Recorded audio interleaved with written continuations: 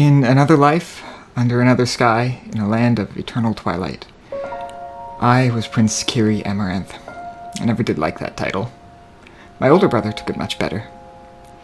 Under the authority of the Seelie Court of the Fae, I was raised to be a callous, apathetic creature, to find joy in my station and to find worth in superiority. I hated it. So I left and found myself among the unseelie Fae, in the lands guided by the Queen of Air and Darkness. It took me almost 100 years, but I finally found a home. Then the war came. I served my new people as a healer, as much as I could, anyway. But it wasn't enough. We lost. The Queen was sealed away, her armies banished. And that's how I found myself in Sanmaria. And for 15 years, all I wanted was to go home. Somehow, I got my wish. And I returned to a Feywild with no place left for me.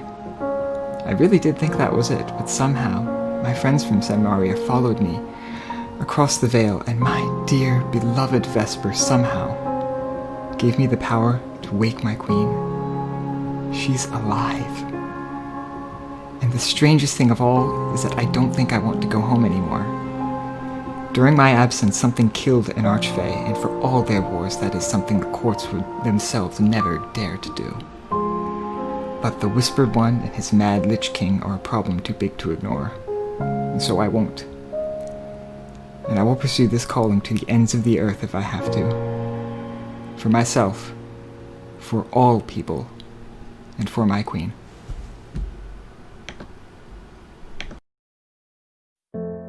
I always wanted to be special, to prove I was more than just a simple halfling from a backwoods farming community.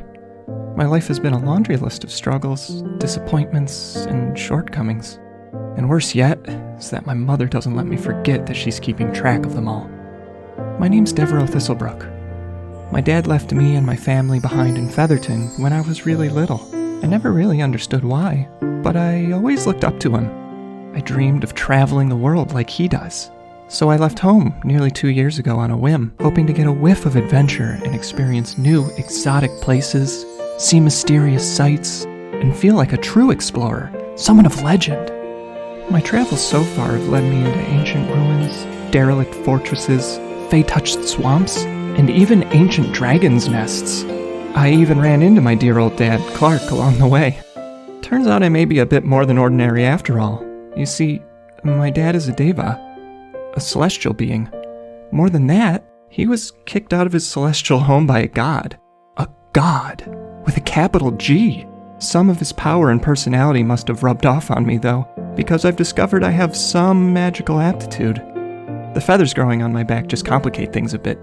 While I don't know exactly what the future holds for me, I do know that I want to learn more about my own heritage, all while doing more research on the Fae, elven legends, and all the other mysteries of the world. Someday, I'll make a real great discovery and be remembered for all of my accomplishments. Until then, I'm going to keep traveling with my friends so that I can finally prove I'm worth more than my mom thinks. Good day. My name is Finley Marina Moncroy. I'm not sure why you'd care to know the details of my name. I don't think it's important who I was or where I came from, but more who I am and where I am now. So, let's start again. You may call me Finley, Finn if we become close, but we will not. I'm on a mission from the Raven Queen, and I'm not sure how much I'm supposed to tell you, but suffice it to say it's pretty important. Not because of names or stations, but because she saw something in me. I'm not about to question that, because now I finally have something to do that feels useful, and I get to be out on the road. You may question it, you would not be the first, but I do not particularly care. I enjoy a good book, a nice tea, and keeping up with the latest fashion. Do not look at me like that. It's possible to look nice and be useful at the same time. What else? What would make you feel as though you know Finley Moncroy? That I trained my horse Badger from when he was a foal? Perhaps that I started fundraising for war orphans while I was training with the other clerics? My favorite song is Save a Dance for Yanira. Sometimes I like to sit out among the stars and just think of what other worlds might be out there, what other planes might hold. Do you feel like we know each other now? No? How terribly surprising.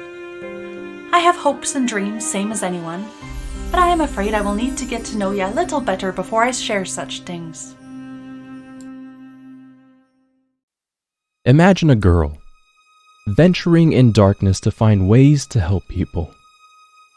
Her love for others stronger than the fear of the unknown. And yet cast out by her family for being far too brave. What we fear isn't darkness itself, it's the monsters that lurk in it. Twist it. Defile it. We scorn and shun those wretches because of this dread, but by proxy, all who even touch the shadow. I ask you to put aside this fear, and instead keep a watchful eye on those who seek to harm and rise against them. Especially those that lavish in the light, for there are monstrosities that don't need the gloom to do evil. Do not be afraid. Imagine being struck a mortal blow in battle, only to be given more time to be healed. Imagine a victim, the sole witness of a murder, pulled back from the veil to elucidate who must be brought to justice. Imagine a parent, a traveler killed on their way home, but granted the last gift to say goodbye to a mourning family before passing on. Imagine the girl who did nothing wrong, a girl who loves her son. Imagine the son, a son cursed, unafraid of the wilds, an echo of an infernal pact, an echo of light in the dark.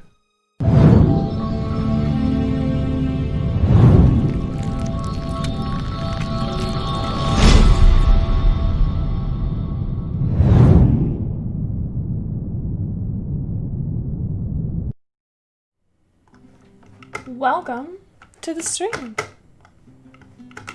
my god. How are we doing today, y'all? Really good. Yeah? Yeah. Are we ready for Dungeons and Dragons? Never. Yes. Welcome to the 35th session of Death's Keepers. I hope y'all are ready for a doozy. I think this one's gonna be fun. Ignore that worried look from Eva, it's fine. Why don't we get a recap from the very lovely, fantastic Kappa? Well, you won't be getting a recap from me. You're getting a recap from Venser Massier, better known as Echo. First of all,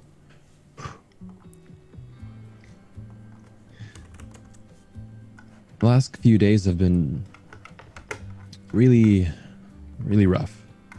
Oh wait, hold on, let me get you a better playlist. I'm so sorry. Oh, There okay. you go. That's better. The last few days have been really rough.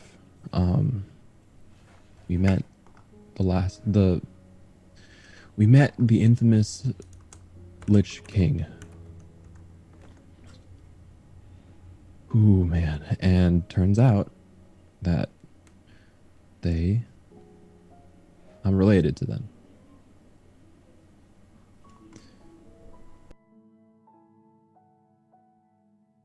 The night after was really awkward.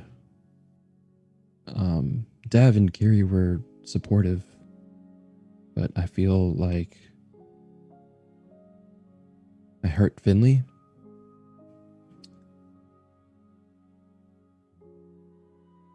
Because it means that I'm related to some of the most powerful undead. And that my own mother was studying this stuff. And I'm a little bit confused, too. That doesn't make it okay. We went to Wolfcrest.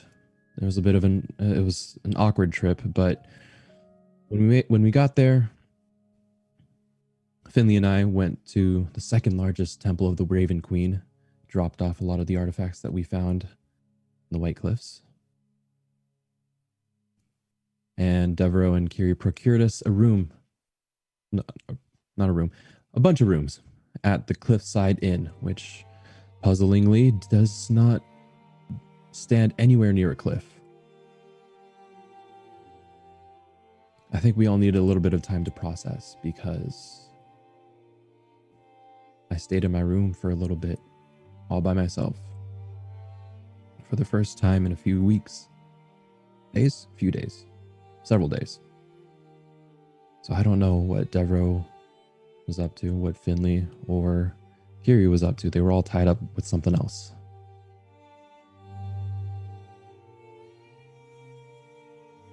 But after a few hours, Kiri came to us and came with a plan, a terrible plan, to confer with Shade about how to deal with this. The Lich King, Zendaria Massier, involved talking with another member of the Silence, and so that means that I had to come clean about something else to them. I revealed to them my membership, and oh man, there were some questions that needed to be answered, and it hurt to see everyone just in disbelief at my involvement with the Silence. And before we got too far into that conversation, Devereaux's father interrupted. This beautiful looking man named Clark.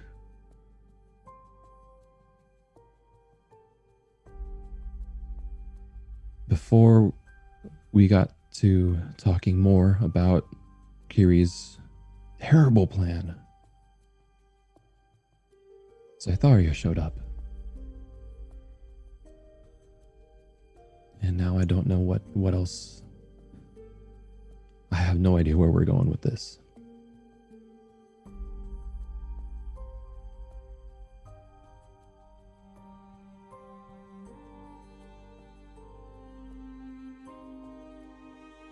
I'm feeling rough. I want to hear about everyone else.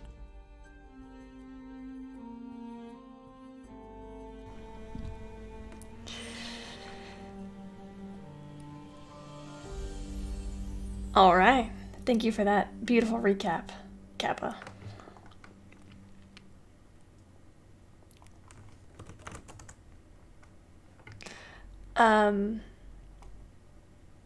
Where do we want to start the session?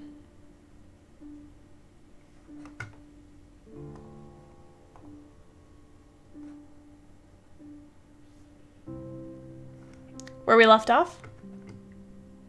I feel like there was a very important conversation about to be had in a hallway. Or Yeah, no, how about we time skip beyond that one conversation that everyone wants to know about? Oh, yeah? Are you sure?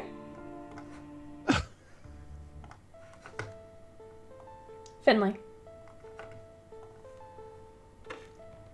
Yes. In front of you is Scytharia Calcrest. Although, as I mentioned last week, she seems different. Her red eyes glow darker now. Her horns elongated.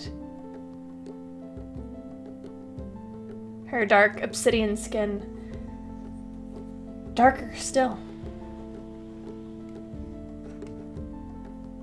And she stands in front of you, her armor and clothing having her looking as if she has been dragged through hell.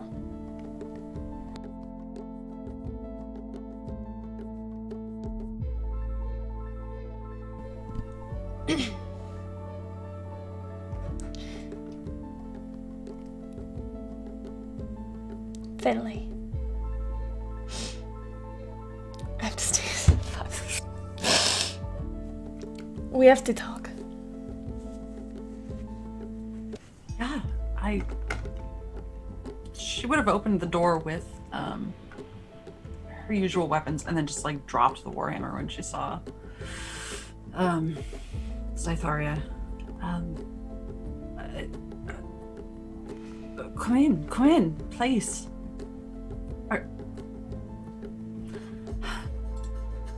She's still going to cast Detect Evil and Good.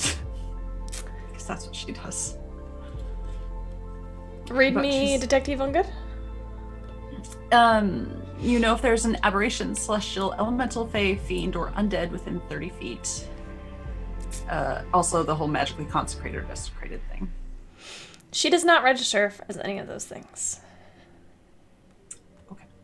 As soon as she walks in the door, Echo is going to nervously get up and offer his seat. I'll stand. Thank you. Oh, Or are we all together? I thought it was late at night and we were all in our rooms. was it? I think it I was don't just after Clark. Oh, okay. Yeah. Psych. Yeah, we're all in Kiri's room, right? Oh, then Echo will take the seat again. You are missing one. Devereaux, you would have seen her enter the room as Clark left.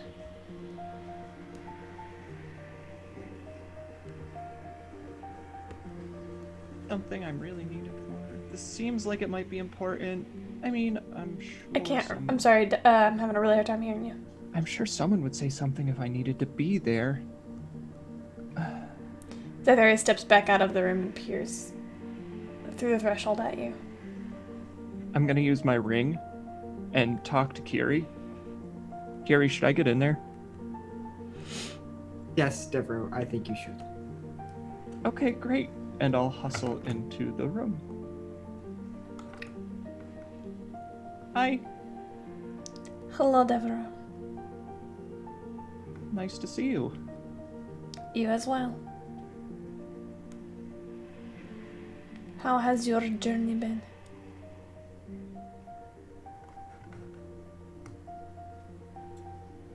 No, where have you been? Roll, What has happened? roll persuasion check.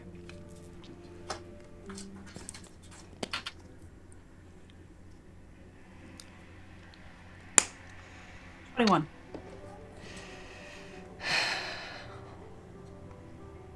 Planar travel has become corrupted.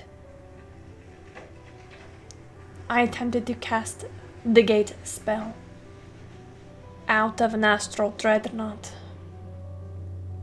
I found myself trapped in the carcery. Anybody who hears this word may make an Arcana or History check.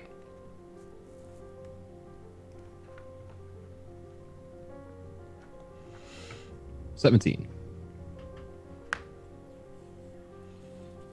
Finley is very distraught and gets a 6. 16 total. 8. Echo, you have heard, you are very well studied on the plains, and you have heard of Carcery. It is a prison. Nobody gets out.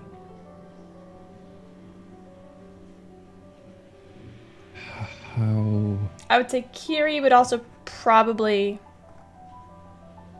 You'd probably know that too.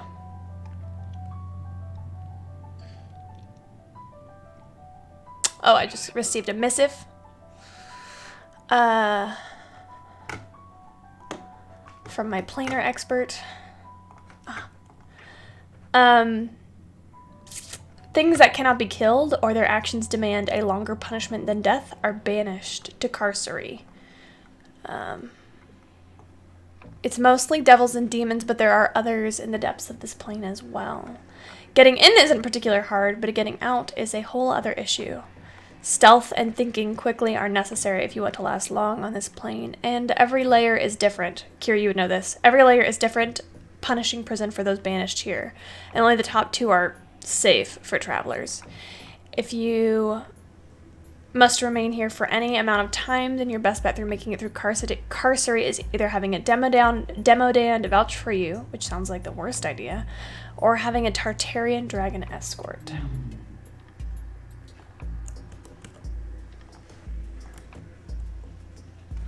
Isn't it supposed to be impossible to leave? And yet you're here.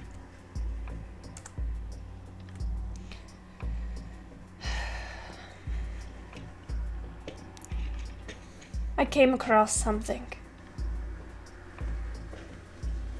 You could say it was a powerful truth.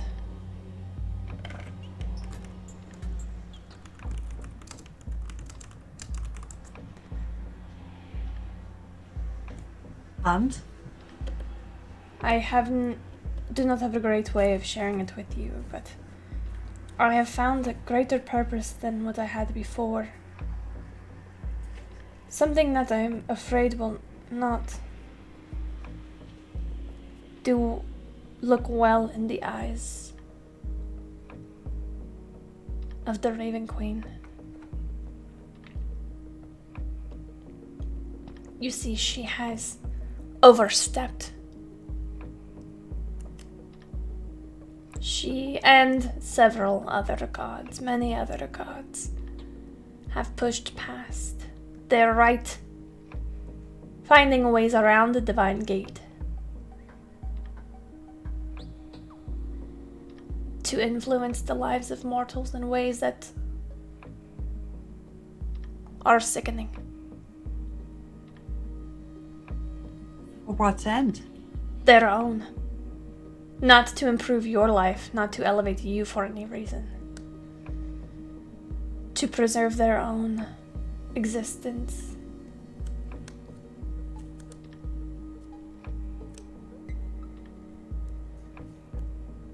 I have a new purpose, Finley, and I'm going to correct it.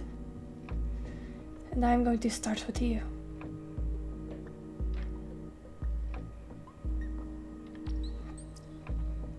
But I will not do so without your permission. You have a choice here. Continue on your path, on your sacred duty, to find the sword, a proper wielder.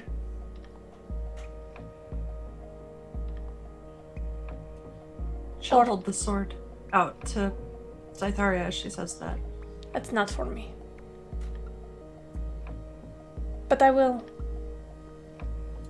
She takes it into her hands and you watch as her bright eyes light up. And she looks at each of the four of you.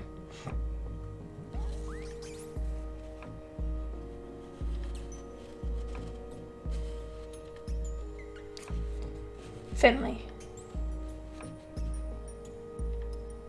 Knowledge can be a curse.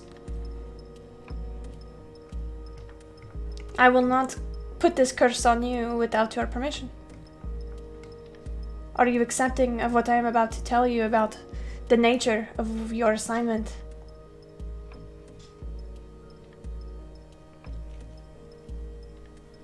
I don't have faith in you. I don't have faith in anything. I accept. The Raven Queen did not give you this assignment.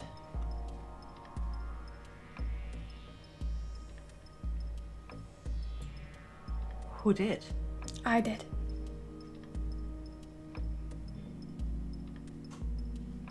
Why? Because there is only one person I know who is strong enough to wield the Sword of Cass. Why not just give it to them? I did.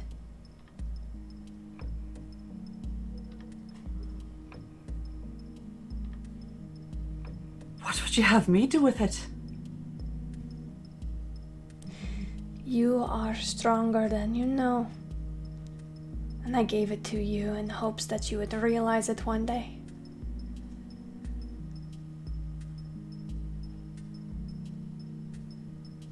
But I realize I sent you on a path of following the Raven Queen when really it was yourself, your own heart you should be following.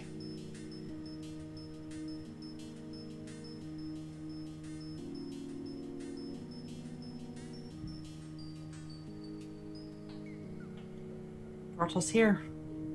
Now what? What do you want, Finley, out of this life?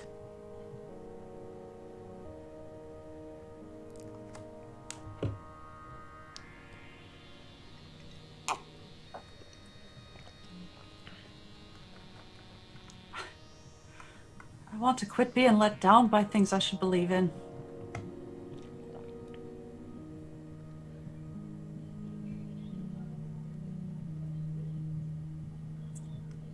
She's going to look at Echo briefly when she says that.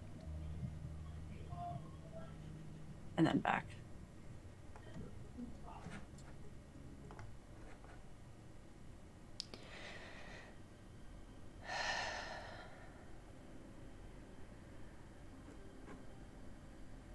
I knew that coming here I might disrupt your faith.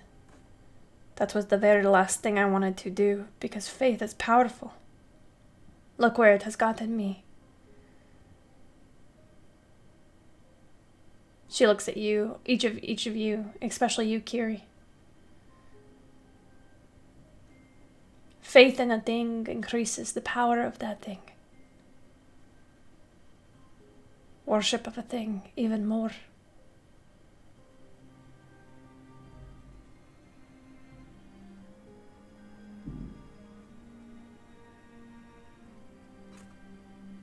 But I uncovered the truth.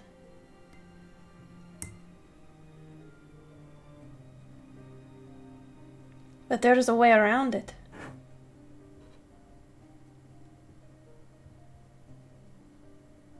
I could give you another thing to have faith in, Finley.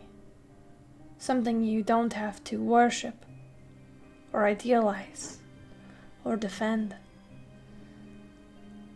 An untempered access to the weave.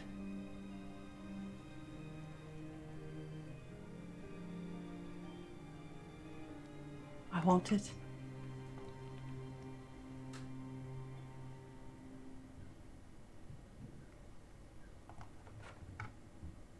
Is that true?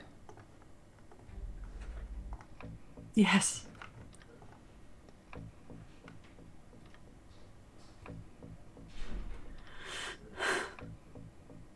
I will ask you to have faith in one thing, something that is tangible, something that is you can touch and hold. It's me, for a moment. Will you trust me?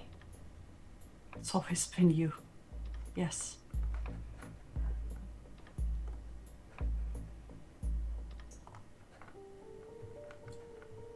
Give me the sword. She will hand it over. Are you in your armor? Probably. Finley, remove your armor.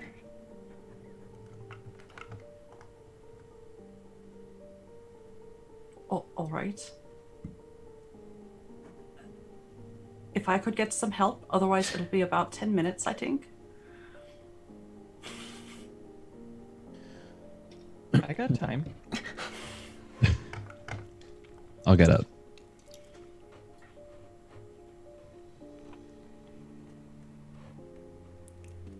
Echo helps you take off your, it's half plate armor?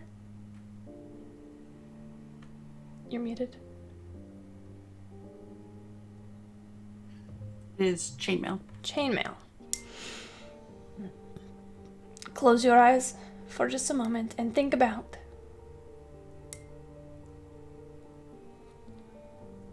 how you have been led astray, how your life has been tampered with. The fires of Asmarin.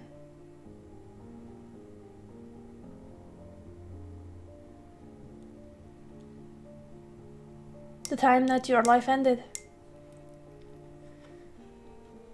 Open your eyes and look at me, Finley. She unsheathed the sword and runs it through you.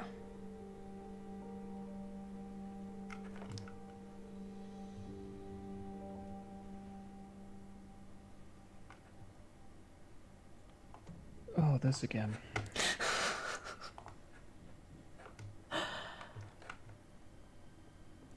everything comes to a grinding halt.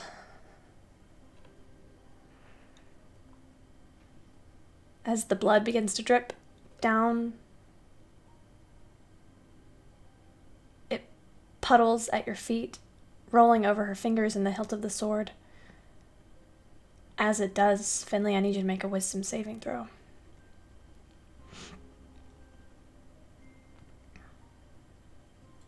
$26. The room around you starts to fade away, and you see the stars. You see a darkness. And then in the center of this darkness is a veil. A thin veil, a shimmery, gossamer fabric.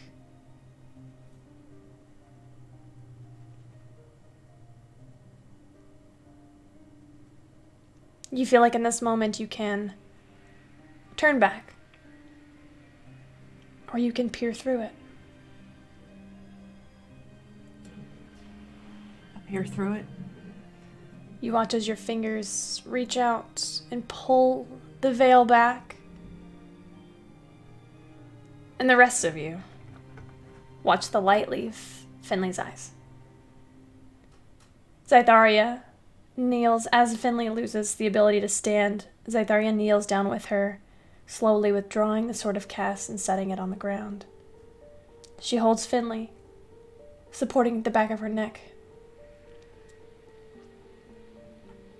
and places her fingers over Finley's eyes and closes them, whispering in some language. And then, moments later, she pulls out a diamond, places it onto Finley's chest, and begins to murmur. Is anybody doing anything to stop her? Or what are y'all doing as this happens? Oh man.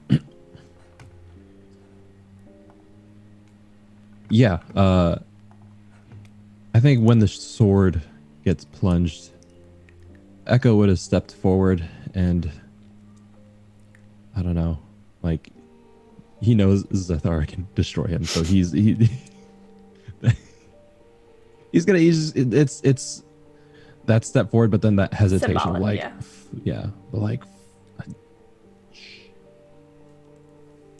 Seeing Echo And- stand up, mhm.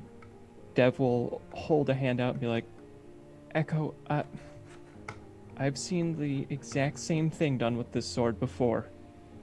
Just... It's gruesome, but wait and watch the magic happen.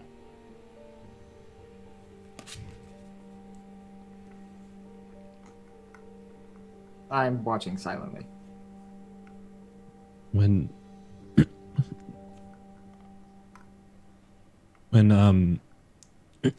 Zai closes her eyes with thing, Echo's just gonna go, did it, hold on, there's sirens going off, did it fail?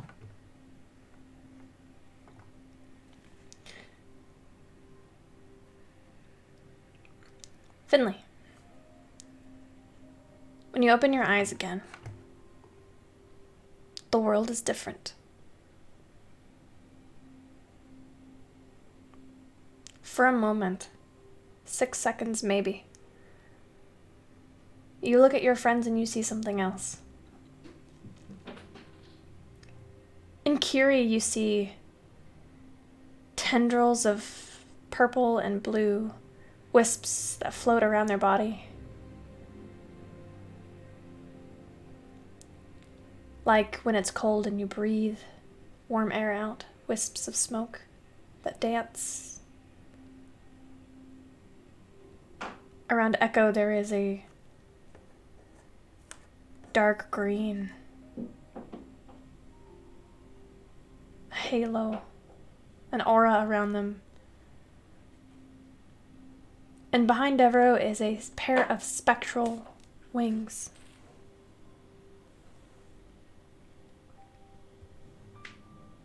When you blink, they disappear.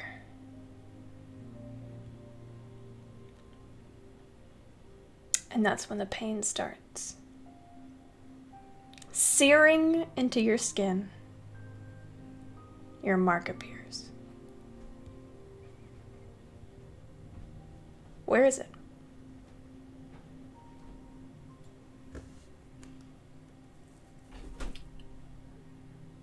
I think it probably...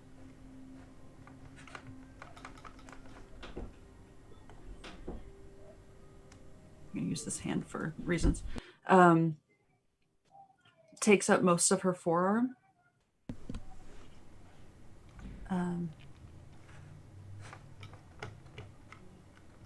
It probably looks like flames. Kind of reaching up over, just over her elbow. A burned brand. You find yourself... Where is my music? Oh my gosh. You find yourself in probably the most amount of pain you have felt in a very long time as it burns.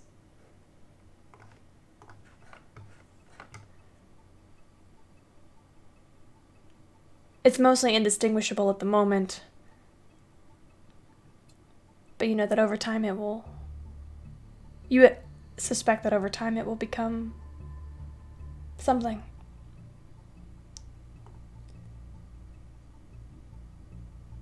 Zytharia holds each of your hands, each of your face in each of her hands.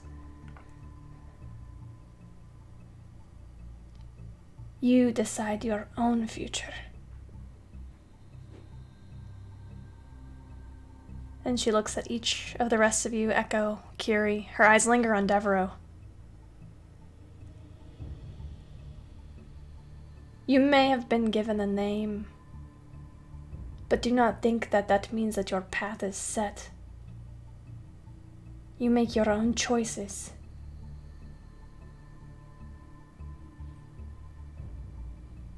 You who have been touched by fate still have the power.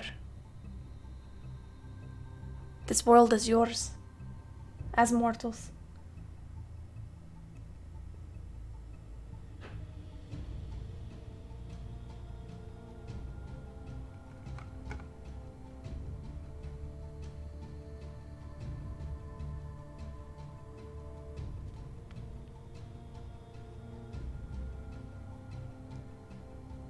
Death's Keepers. I must leave you now, but before I go, do you have any questions?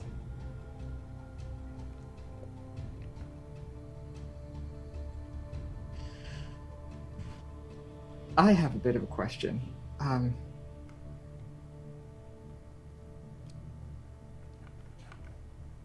If up until now you have served the Raven Queen so faithfully so as to amass this tremendous amount of power, what could you have possibly learned to make you let it go? That she has overstepped, of course, but what does that mean? If it was easy to get this information, it would not have changed me in such a fundamental way. If I could impart it unto you with words, it would not have done what it has done. Faith is important in this world. We must all have faith in something. My faith in the Raven Queen brought me very far. And I still have faith in her. I still admire her. But I have realized, among other things, that she is not imperfect. I plan to correct her wrongs. I plan to check her and any other deity who wishes to meddle in the lives of those they find too powerful.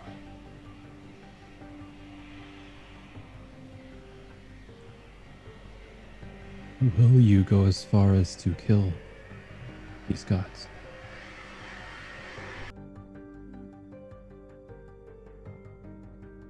I do not have that power. Would you align yourself with someone who does? No, the gods are necessary.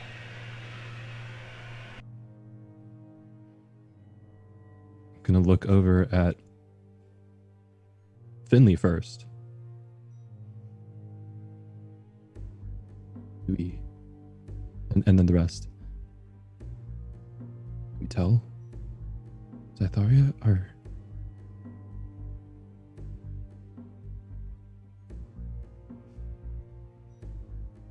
Emily's going to wait on an answer because she's processing a lot at the moment and doesn't know what you're talking about.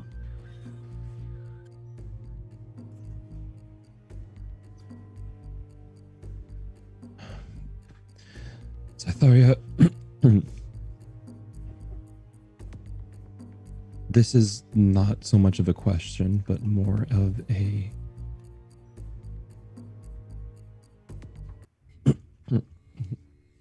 status update. You might be interested. What is it? Zendaria Massier has the Godfall. That is not possible. Why do you say this?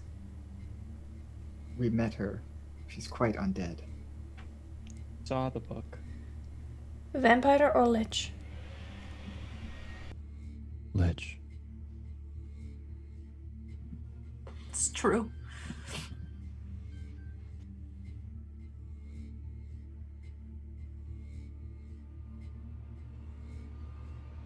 Who else knows this?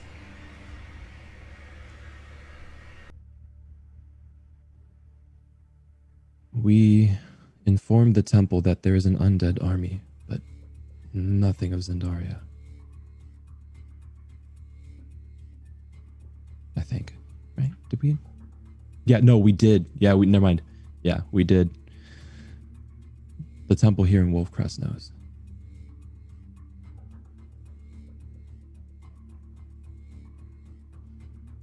The army is not far from here if you wish to go look, but I don't know if this fits within your new purpose. 2 weeks ago, I would have dropped everything.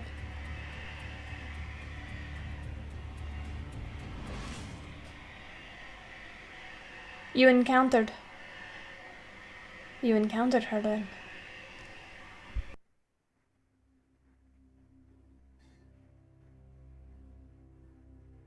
Echo, you have something new about you.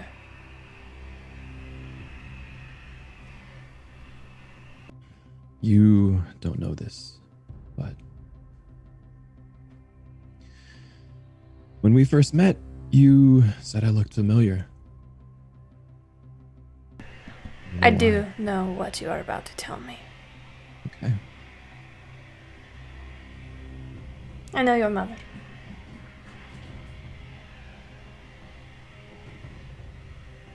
She's a very kind woman. Paid a price far too great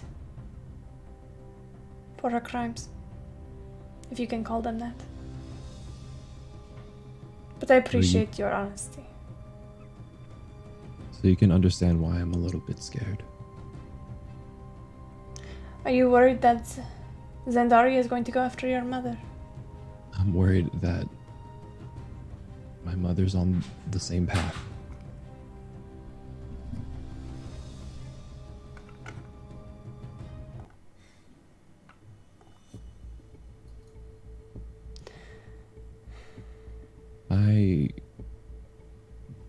I hurt these people. And that's what's weighing heavy So that's what you're detecting as different. No, there's something else. You've faced death, haven't you? Yeah. I would not be worried about your mother.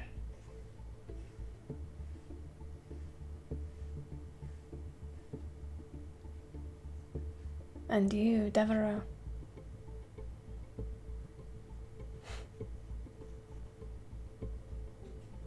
Growing every day, I see.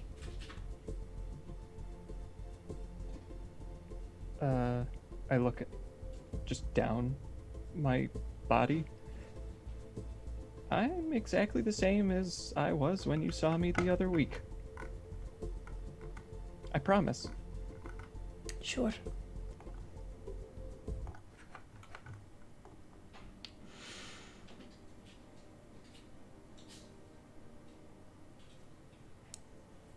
I won't linger longer.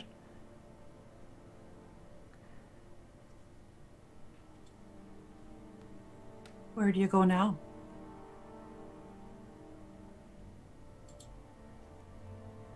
I must make a few house calls.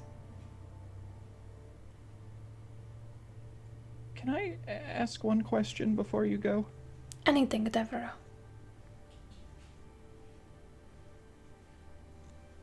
Is it true believing in something makes it real?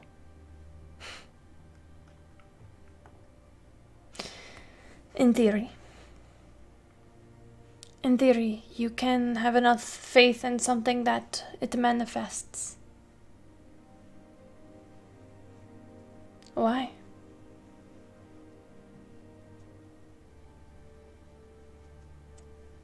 You said the gods are necessary. But if they exist simply because people believe in them, that implies new ones can be made. They can. Gods exist because we believe in them, because of our faith. We empower them, they empower us. They are the best and worst parts of mortality, and everything in between.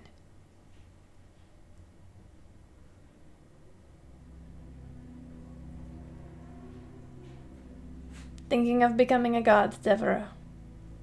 Oh no. Absolutely not. But my father told me something interesting just a little earlier tonight, and it seemed to match the conversation, so I just thought I'd ask.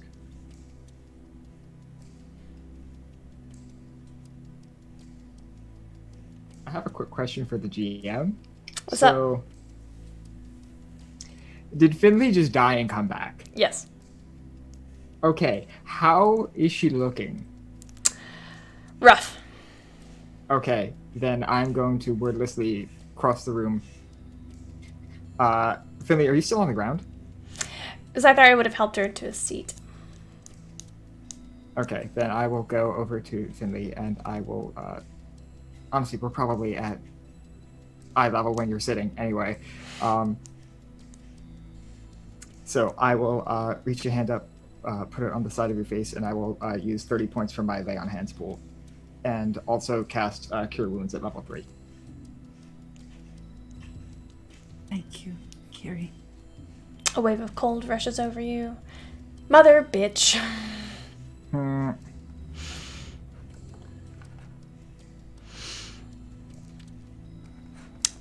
A wave of cold rushes over you. And for a moment you see that those images, those visions that you saw when you first woke up, like a peek behind the veil at Kiri.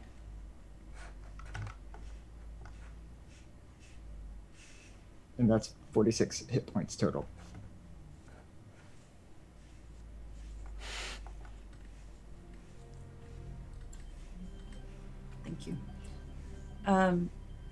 she'll reach out a little to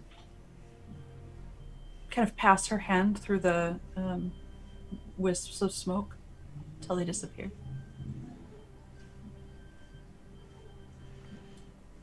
I will cross the room back to my seat, sit down inside Zytharia for not thinking to have done that already.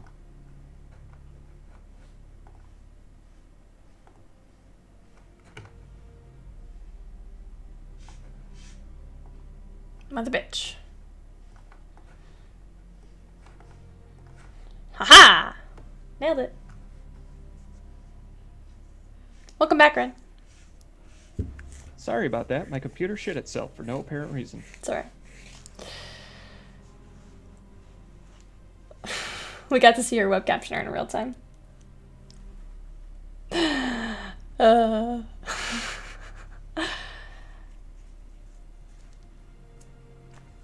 Zytharia turns back to you, Finley. You don't always need sending to communicate with me.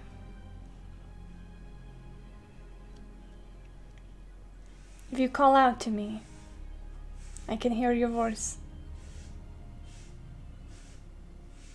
Okay, love. She will bend down and brush some hair out of your face and kiss you on the forehead.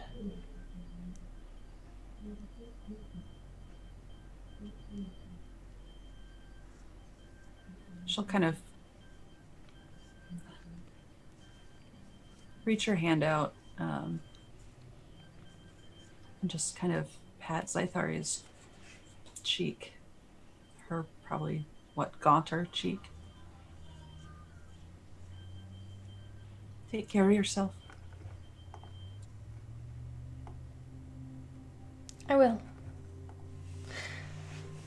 And if you need me, just call.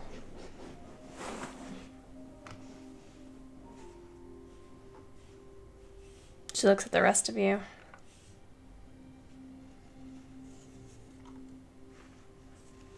Good luck, Death's Keepers.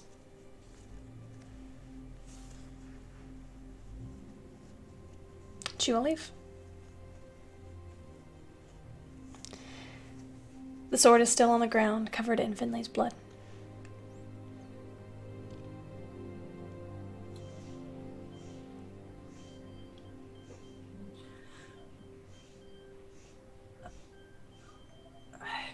I guess I'll pick it up and just try and clean it a bit on my bloody clothes. Absently, I mean, she knows that's not how you clean a sword, but just kind of getting the main blood off. You hear a voice in your head. It's not Zytharia, is it? It's not. Hello, Finley.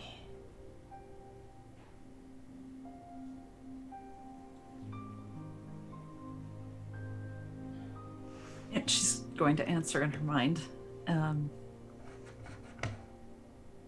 Does she know it's the sword? Okay. Hello?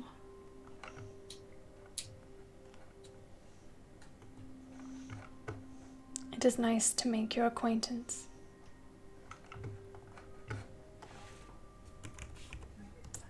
Didn't expect to meet.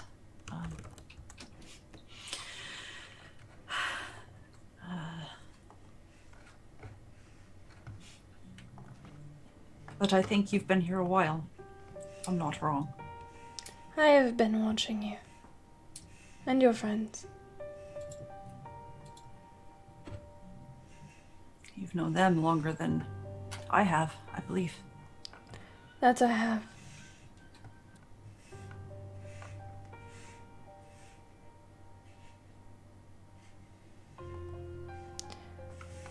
The sword goes quiet. Death Keepers, the evening is yours. I have to fix this light, hold on.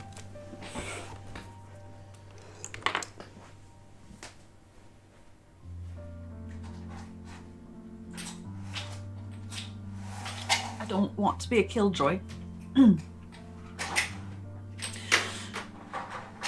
I kind of want some food and a bath, if I'm being honest. That sounds entirely fair.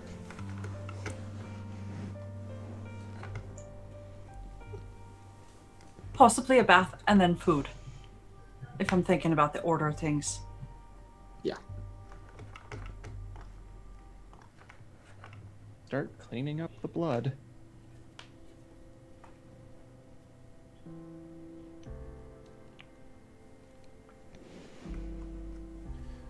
Echo's gonna walk up to Finley and just give you a look in the eyes,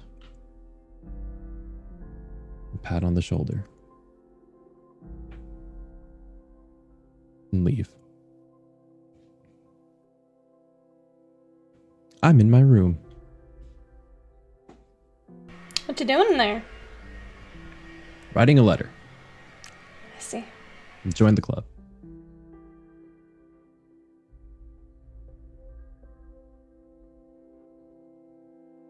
What are the rest of you up to?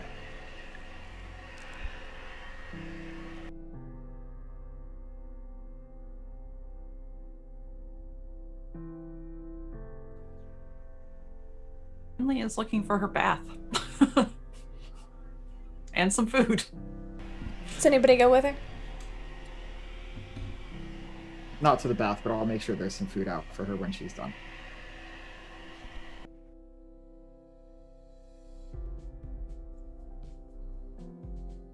I am using prestidigitation, wow, that's always a mouthful, to clean up the blood off of the floor and all over the room. Because I ain't paying extra. Easy enough. What does that look like? Just, I don't even know how this works, but there's this pool everywhere, and after everyone's kind of vacated, I stand over it.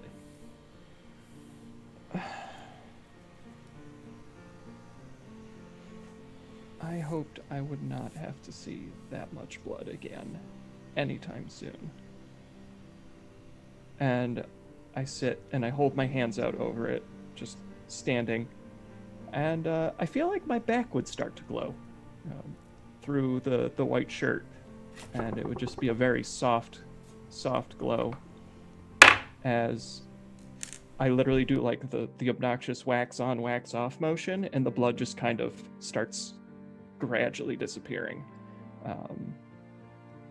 And after I'm done, I cross my arms, nod to myself, and I suppose that means I should make sure Finley's not hearing the sword in her head, too. Ugh. Some things just stay the same, and I will turn and head to track down Kiri for foodstuffs as well.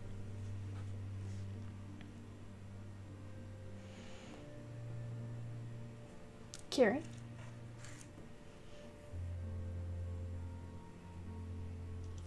Oh, if I've collected food, I'm just waiting for Finley to get out. I've got nothing going on tonight. Me every night.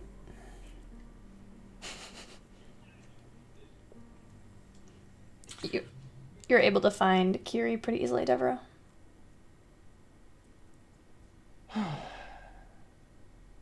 Hey. Hey. Do you mind if I sit? Not at all. I never do. Great. I'll just pull up a stool, chair next to you. I don't know, wherever. At a table? Are we at a table? You seem to want to be at a table, so I will say yes. Or are we at a bar top? Are we at a bar top? You tell I'll me. say table. Okay, we're at a table. Great. It's the minor details that are so important to me.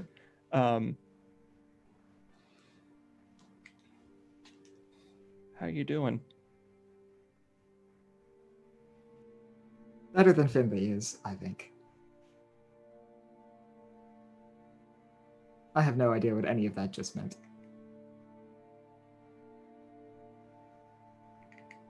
Probably keep our eyes on her.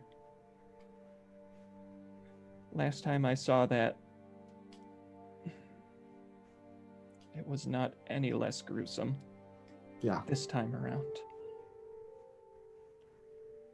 And being impaled with the Sword of Caste seems to have some really interesting side effects. So,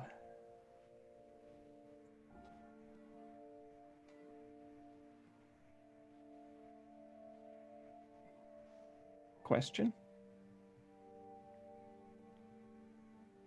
Go ahead.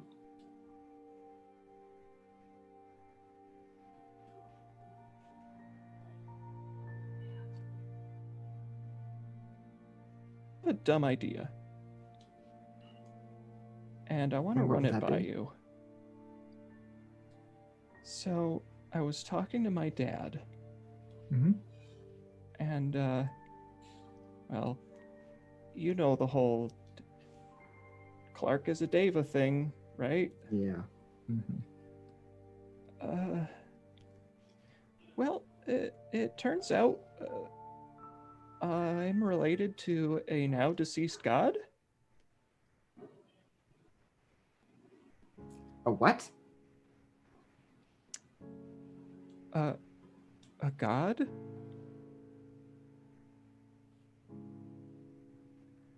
But Okay.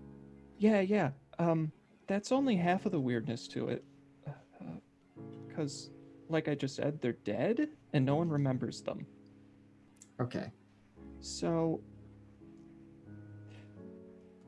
when Zytharia shows up and says, the gods have gone too far and the gods are necessary, Mm-hmm.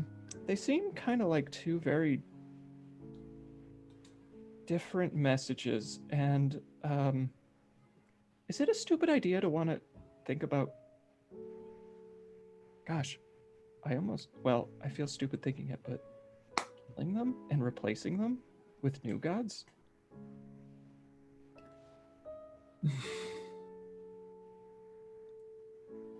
I don't know. For the first part, I feel like Zandaria might be our best bet for that. But as far as replacing them, I have no idea. I don't really Down to know, even if you did, that anything better would happen. Sure, you could find the best people you could think of and give them all that power, and there's no way to say that they'd be any better. For all we know, they would be worse. I mean, I don't even know how a god is created, but it just sounds like thinking and believing in something enough makes it real. So, I don't know.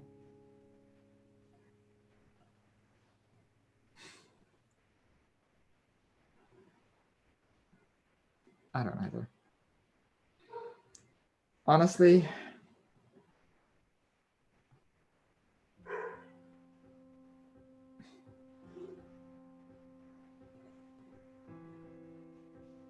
Zatharia's conflicting messages. The gods are necessary, the gods overstep.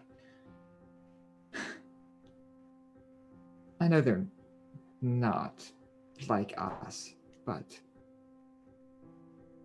they kind of just sound like people.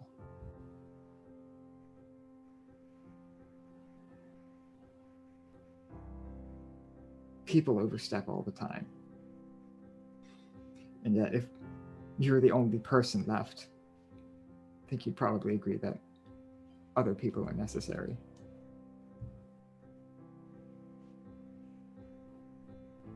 Oh. Do we need gods?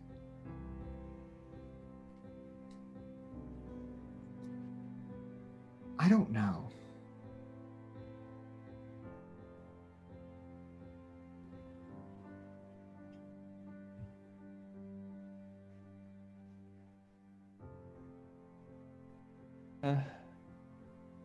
I'm gonna go step outside and find a nice quiet place to think. I'll be back. Okay. If you I'll need be me, here when you are. just say something. I'm gonna lift a hand, tap the ring. Will do. And I will take my leave from the table.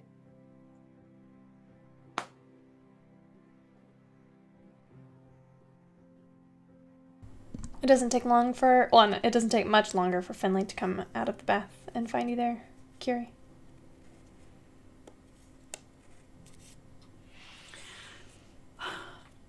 Please tell me you don't mind if I have some of this food. I'd really rather not wait.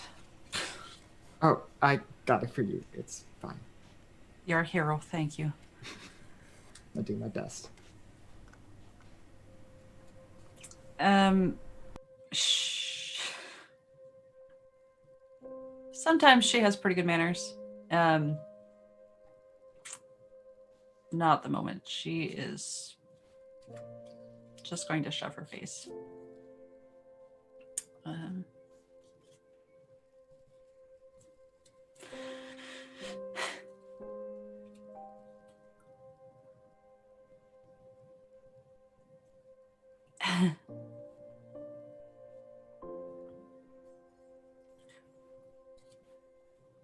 So, do you think it might snow tomorrow?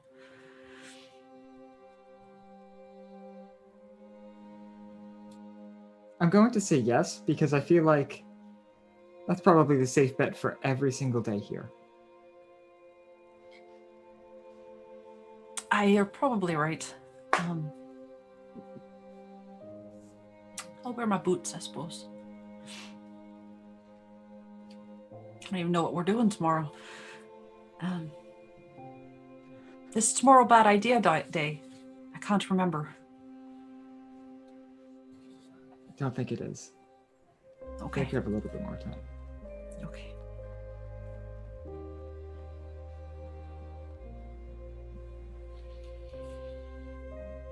How are you feeling?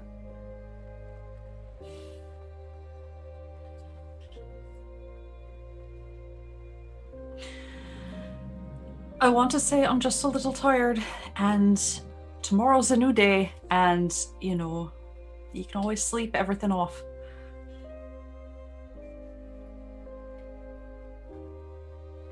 I'm scared. Carrie.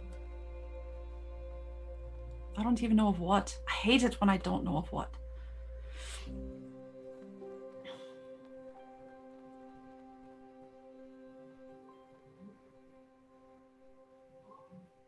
Most of my life has been change. I kind of thought I'd be used to it, but I don't know if it's for good or bad, you know?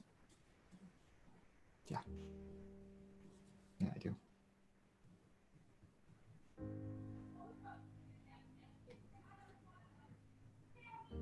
What's your favorite city?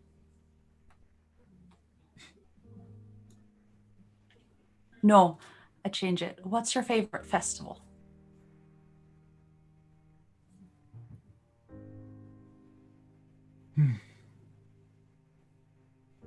That's a good question.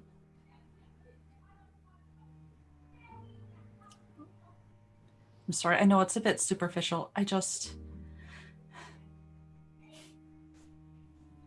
Sort of.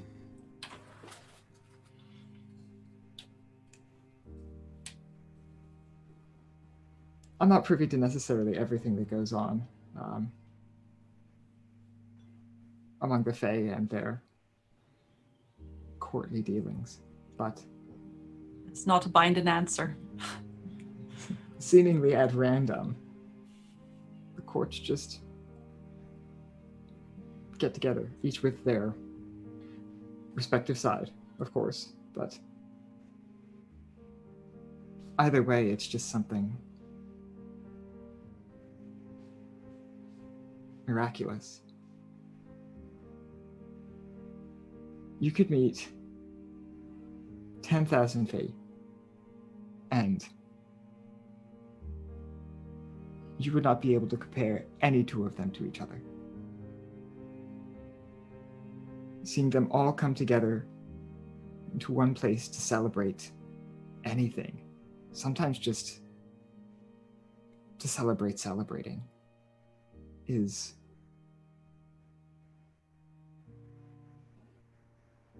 unlike anything I have seen in a very long time.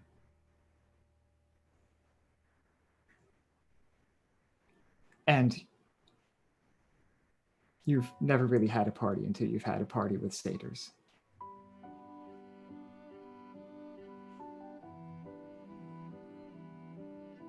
Does sound amazing. Thank you for sharing that with me. What about you? This might come as a surprise, but I don't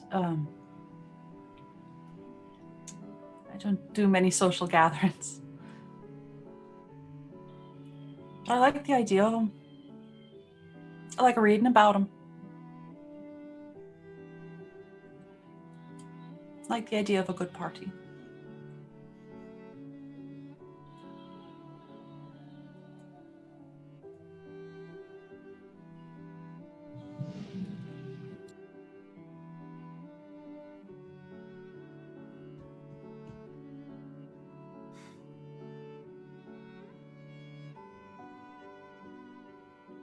We should find a party to go to. Probably not anytime soon, given all this, but... Right. I think you're probably right, but it does sound rather nice. Maybe someday. Maybe someday.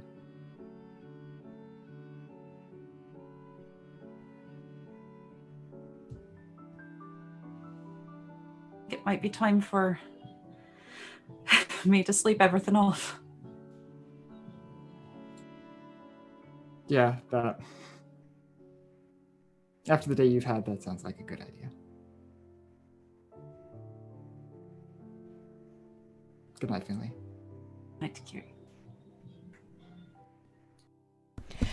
Kiri, what are you doing after this? Can we say that in the gap between sessions, I have at some point requested that Finley teach me how to cast the sending spell? Most definitely. All right. But I'm about to make a very bad decision.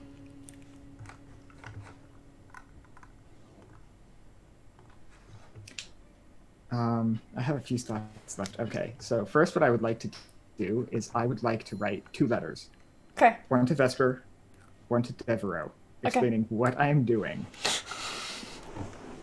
And basically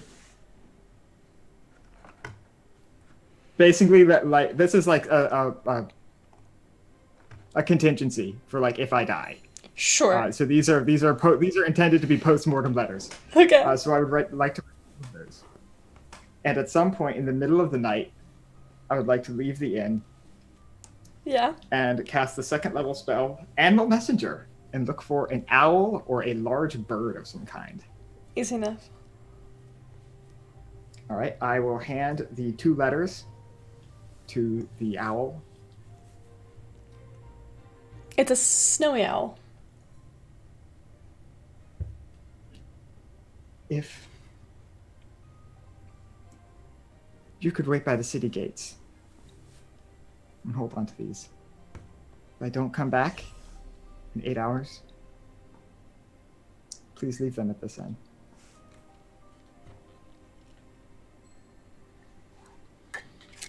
And I would like to leave the city. Is there a hill nearby or like a cliff face that like looks out over the city?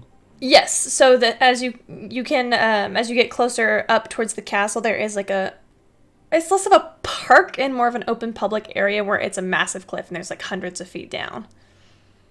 Okay, yeah. Then I would like to go to that place. Okay. An actual cliffside instead of just the inn. Yeah.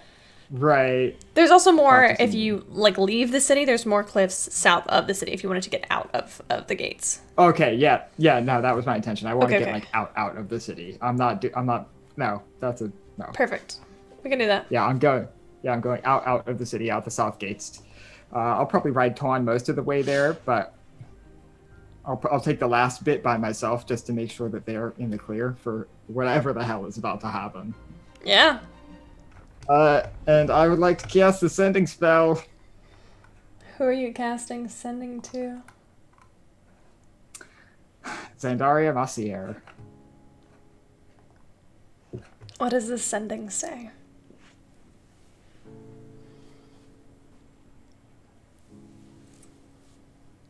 My lady, I hope you will forgive me for being bold enough to request an audience with you. I'm by the cliffs, south of Old Crest for now. And I will wait.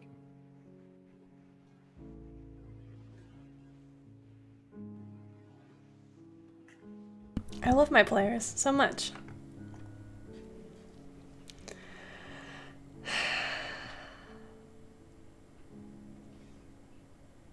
How long do you wait?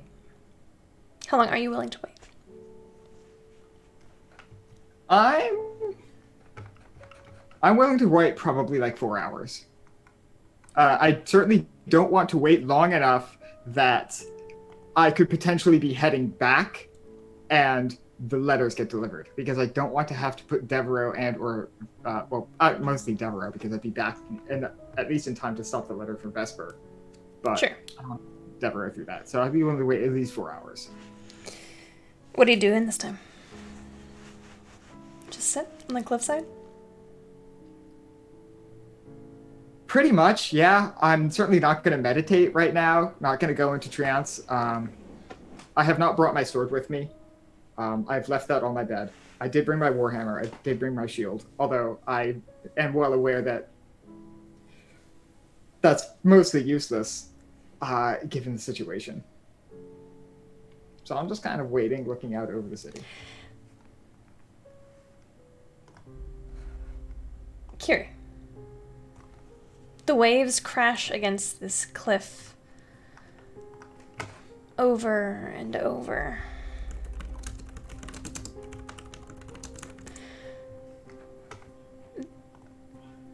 The water is dark here, pitch black,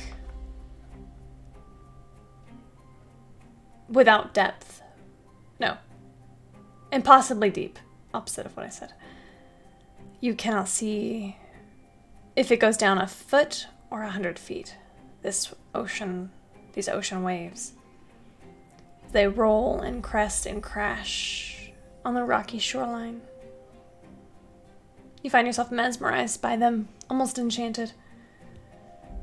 They're the thing that is moving, creating noise, creating sound. You can almost feel the vibrations against the cliff on the ground where you sit. Stand? Either way. Sure.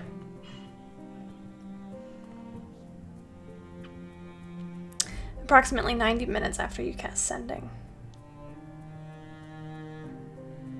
What's your passive perception? Not great. I think it's 14, or it might be 15 now because of Jack of all Trades. Oh no, 14. You sense a presence behind you. I will turn.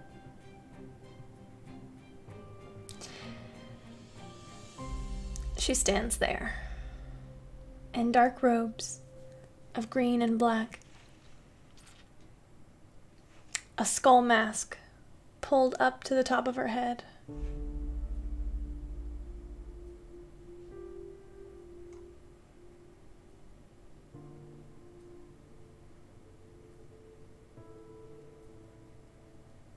Thank you for coming to see me, I suppose. I have not received a sending in several 100 years.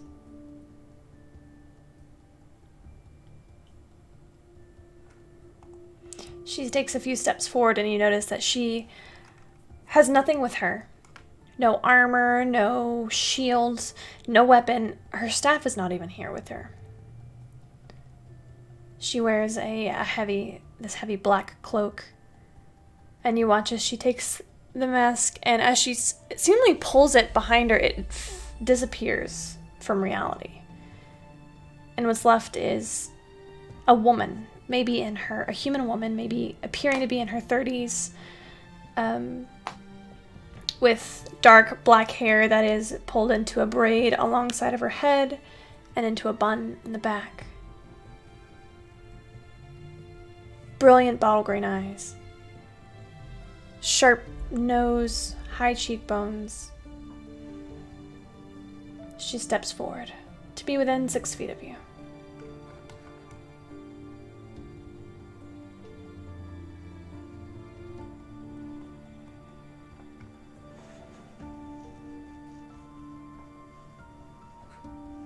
You remind me of somebody. When I was little, I heard so many stories about the other queen. Ruled a far-off land, of eternal darkness. Ruled over evil people with an iron fist. Cold and cruel. And then I met her.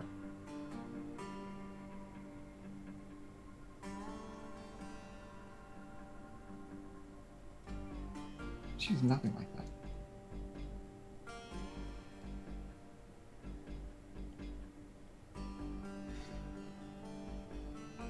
You dared us to try and stop you, but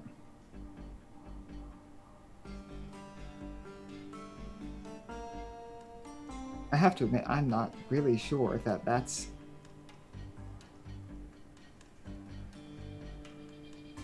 the right decision. Not because you've made such a benevolent first impression, but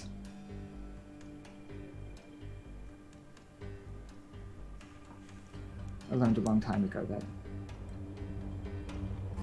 things that are scary and things that are bad are not always the same thing.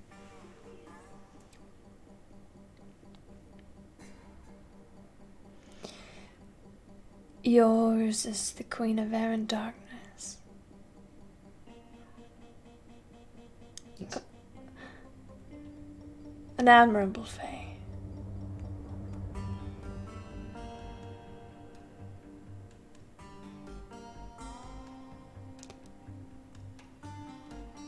You do not seem afraid of me. She takes another few steps forward. I'll stay where I am.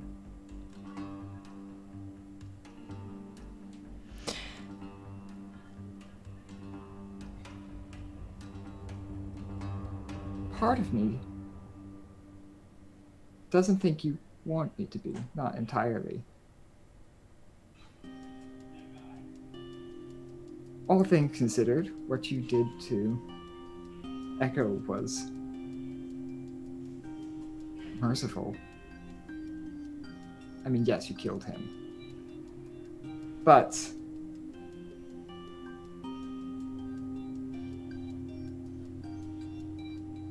I've heard of spells that could reduce a person to a pile of ash. Spells that, on killing him, would have brought him back instantly as some... well, something that looks like a lot of your army.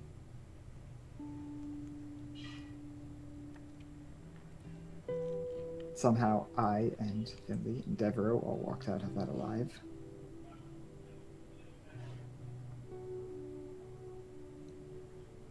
I don't really understand you.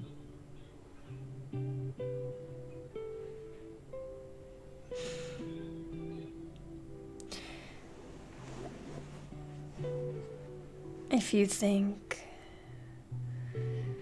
I do not want you to kill me, then what is the next best option?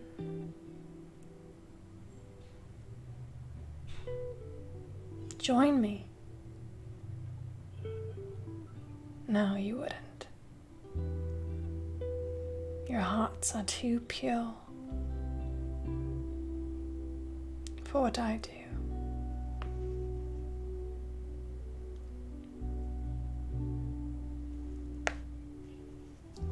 Now,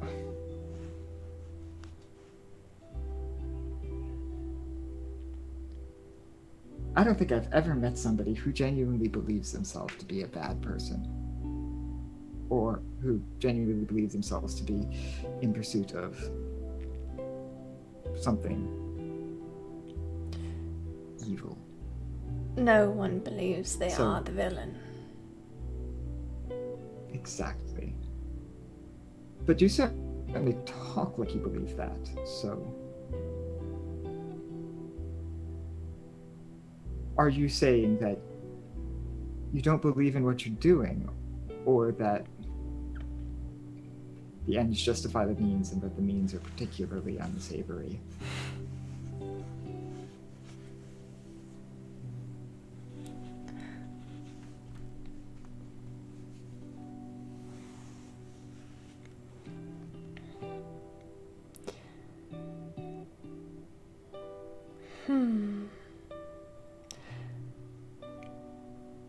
You know, I have not had someone speak to me this way. And even longer than I have had someone try to send me.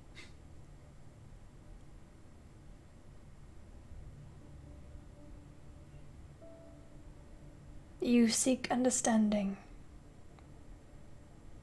I do.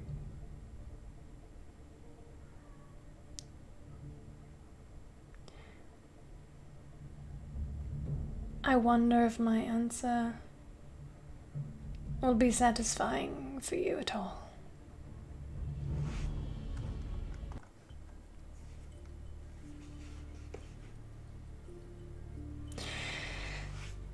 What I do, my mission, I do because it is what is left for me.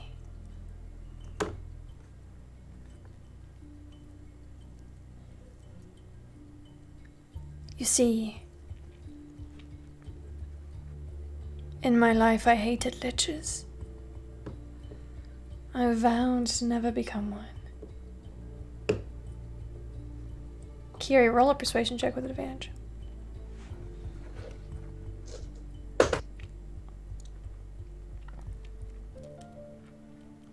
Either one of those are good. Can I use one of my own advantages? You could use all 3 of your advantages for crit if you'd like.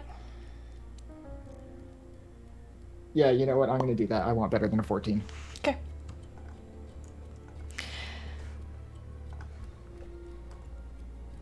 She steps closer. What I do,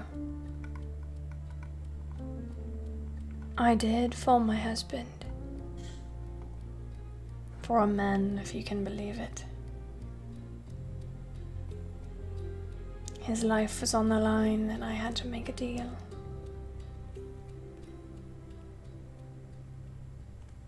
And in doing so, I gave up the one thing I never would give the Whispered One.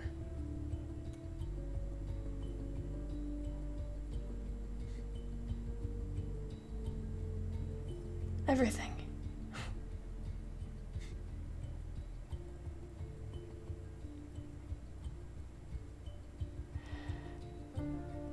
And now, I do his bidding.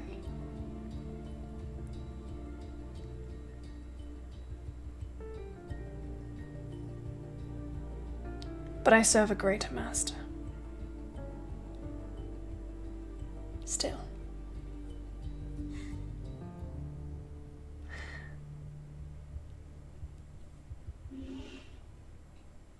I resisted the temptation of lichdom for my whole life. All 264 years of it. Here I am, now. My life extended. My memory had been temporarily erased for some time. And I acted on a primal basal instinct, serving the only master I knew.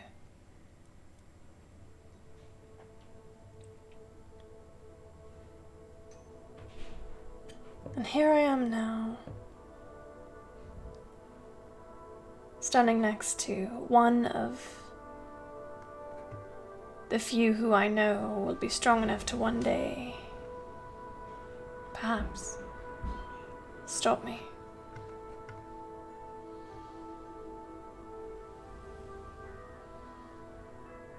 You see, Kiri, there is no end to my suffering. Not until you get strong enough to ruin my plans that were never really mine.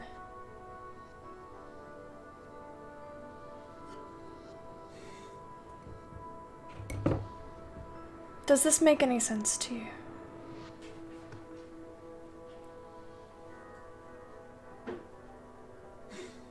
Yeah. Yeah, it does.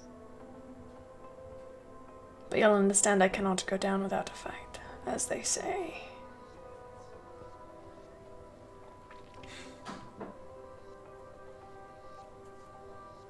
I understand.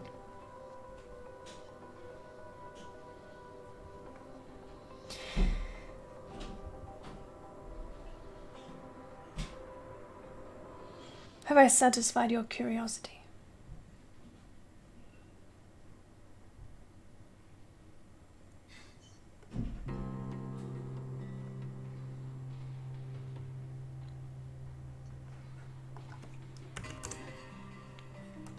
Curiosity, yes, I suppose.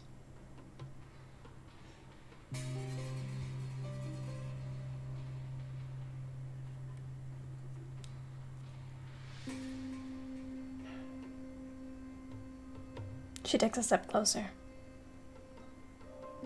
No, I have a curiosity of my own. Young Eladrin.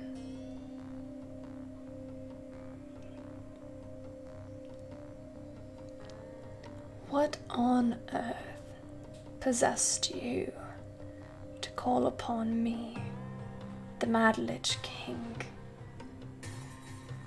to meet you in a place when no one is watching, entirely alone, knowing what I could do to you?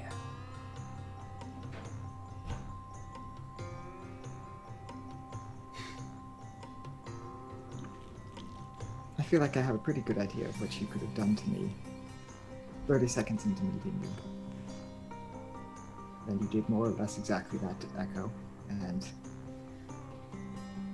somehow I and all of my friends made it out of that encounter seemingly entirely at your pleasure. At my pleasure, what an interesting phrase, Kiri. And if I miscalculated, well,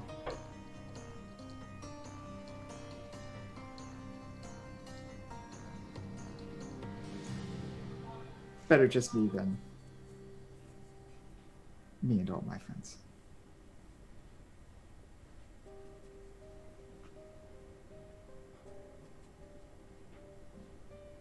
Is there nothing more you want from me, then?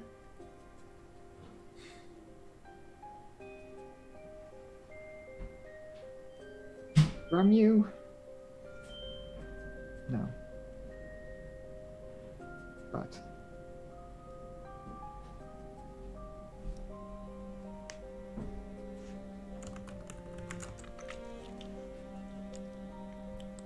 whatever happens,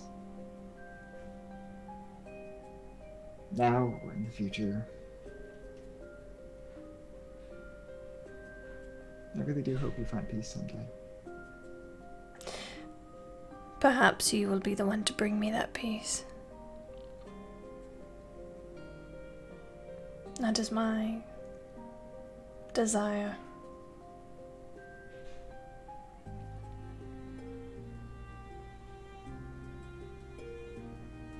She's maybe a foot from you now. Okay.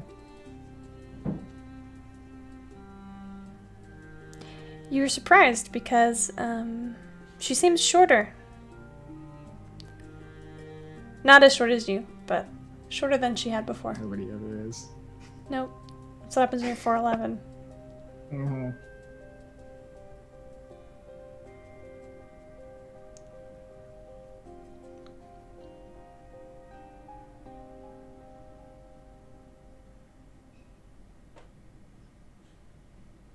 You are quite magnificent and brave.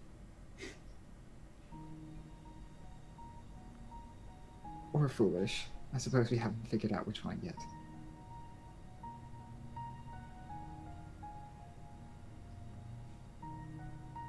Either way,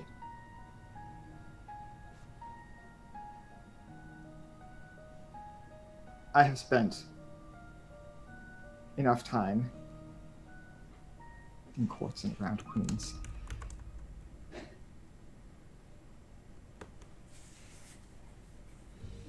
to know that it's not my place to leave until I am dismissed. You see her smile widely.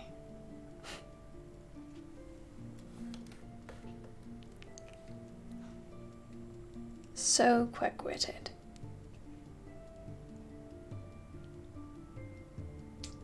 What a sharp tongue.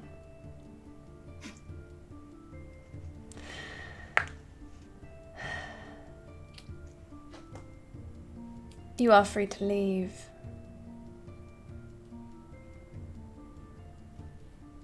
Or stay.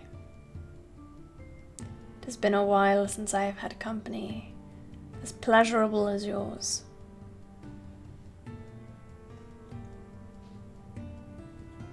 Most of my servants cannot even speak.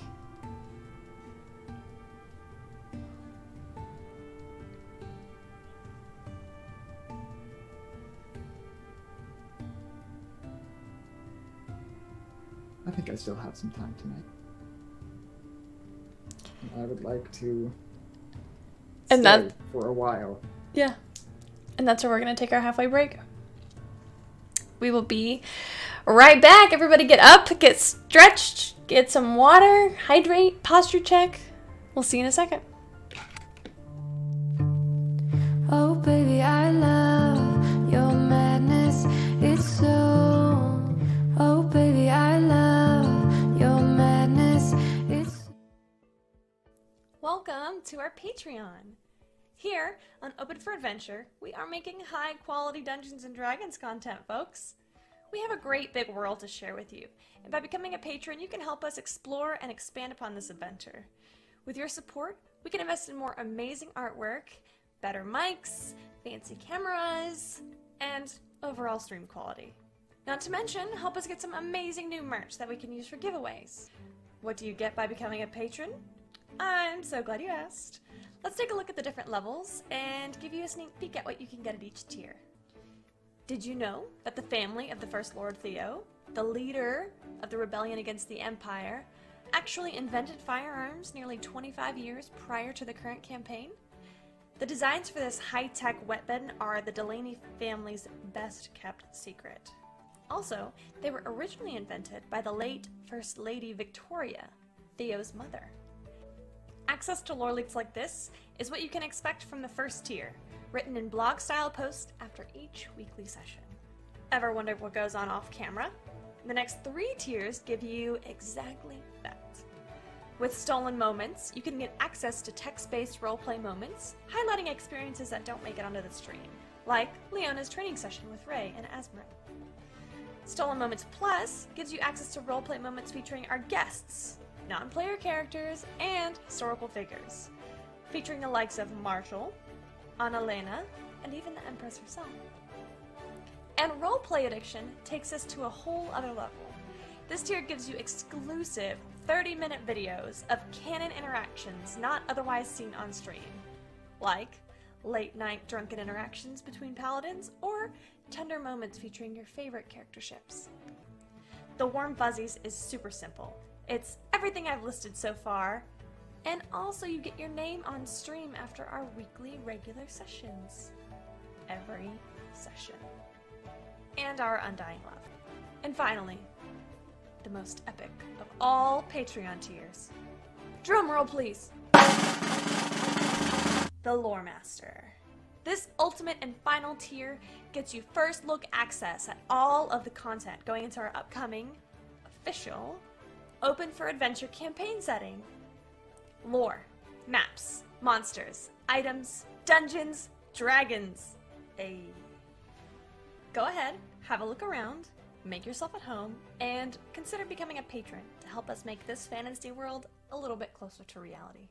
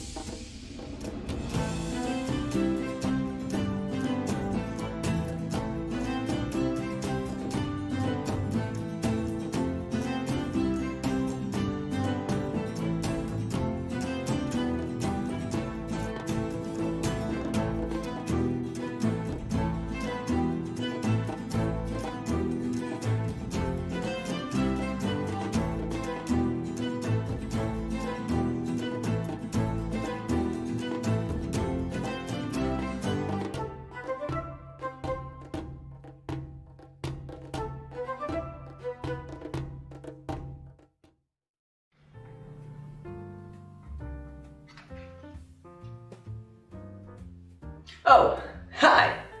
My name is Express Love. I'm the Senmarian god of coffee. Did you know that in Senmaria, every cup of coffee is made with found familiar coffee beans? That's canon. In Senmaria, every cup of coffee is good coffee because it's made with love by found familiar. Did you know that every bag of found familiar coffee features artwork from incredible members of the tabletop gaming community? That's canon.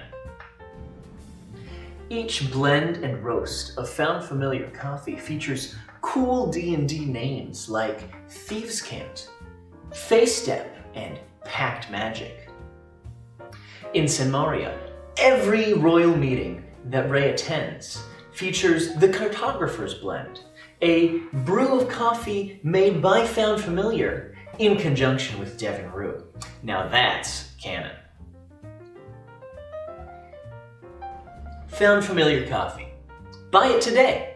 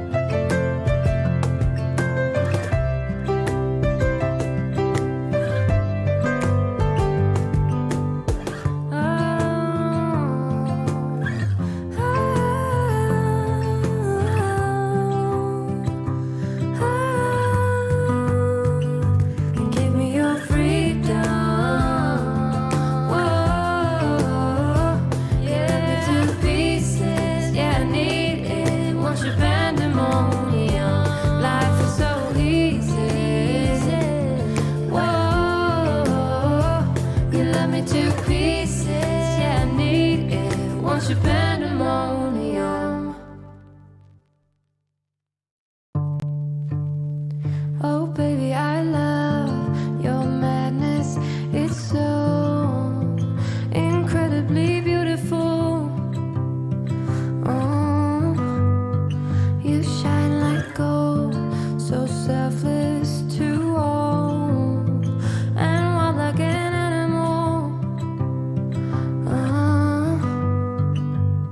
Some would say I'm insane in the right in a way, but I just love to play in your fun and your games. Always hungry for more, that's just how I was born. Take me somewhere I don't know, and give me your freedom. Whoa, you love me to pieces, yeah, I need it. Want your pandemonium, life is so easy. Whoa, you love me to pieces, yeah, I need it. Want your pandemonium.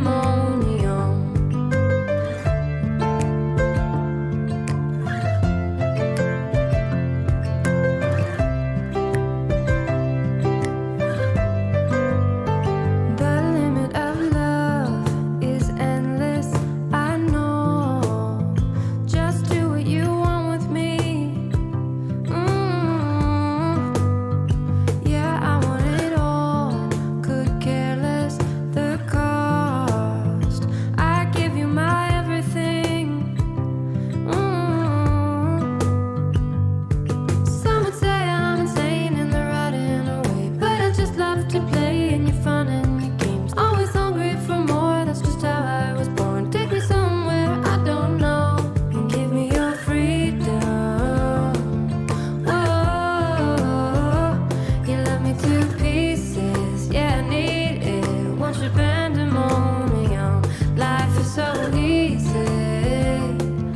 Whoa, you love me to pieces, yeah, I need it. Want your pandemonium.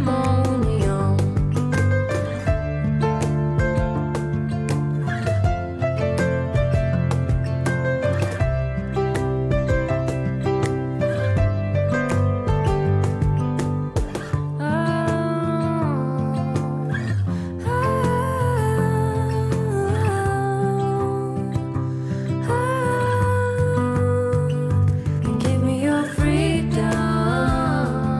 Whoa, yeah, to pieces, yeah, I need it. Want your pandemonium, life is so easy.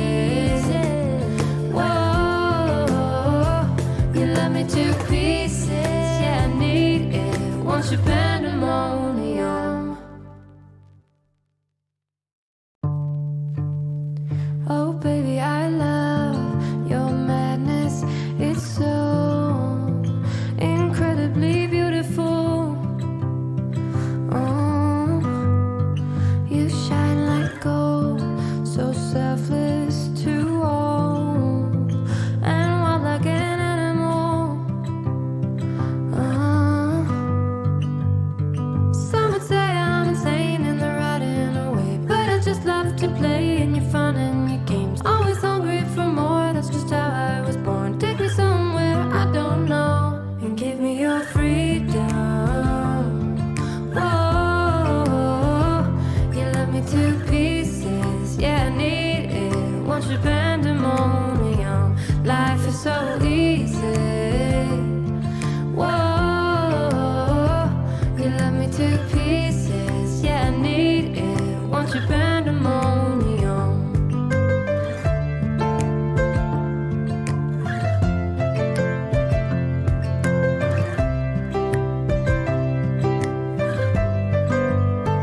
The limit of love is endless, I know.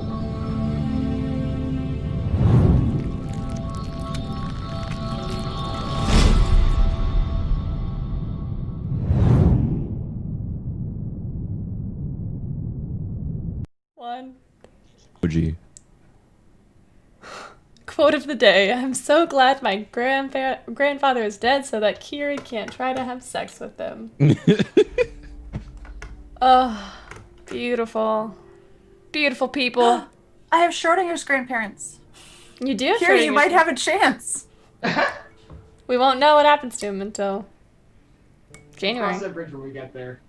Easiest way to prevent that from happening is to kill Zendaria. Then it will have to happen. She wants it. Okay, we're back from break. Welcome back! Travel possible. Welcome back. Kiri, you do return to the gate before the animal messenger has a chance to deliver your missives. All right. At which point I would like to take the letters back and burn them. Okay. Stop needling my feet or my leg. I have a cat. If anybody wants to redeem Pet the Pet, I have a pet right here. So I you'll do know. too. Alright. I'm petting the pet. He's going to needle my leg. But it's fine.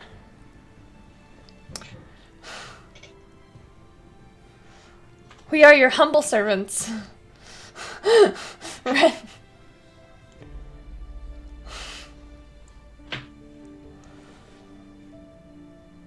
Bless.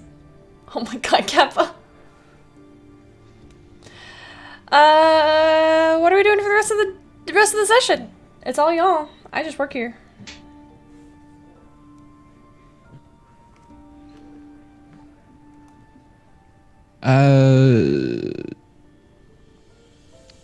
Echo went back to his room to write a letter, and in the morning we'll send it. Oh yeah, who are you sending it to? Sending it to Mom. Ma'am. Mm-hmm. Would you like to read it to us? Sure. Ooh, okay, so I believe I started it on last session, and so it says starts out a few different ways, with each one being crossed out. Hey, Mom. Dear Mother. Dearest Eliana, but then Eliana is scratched out, and you can really only make out the EL. Mom. I know you told me not to write to you since it would be too dangerous, but something happened. Something big. And I don't know what to do. But first, I know you're going to want to know. So, I'm doing fine. I'm still keeping up with my etiquette training. I infiltrated the quiet group, like you recommended, made a few good contacts within.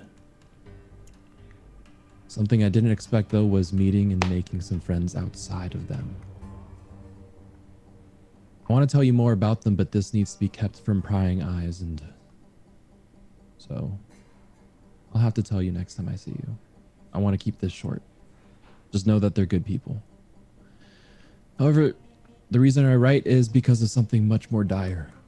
I won't mince words. The short version of it is I met the infamous Lich King. And as it turns out, she is the Lich Queen. And you and I are descendants of her. I don't know how she did it, but Zendaria Massiere. When you told me about her,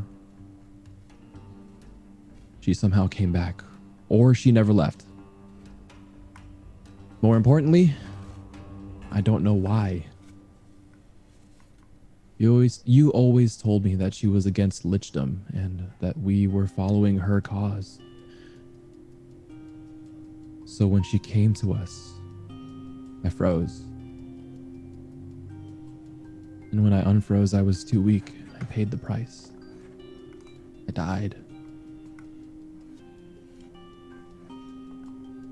Mom, she has your face, like a younger version of you. And I got scared.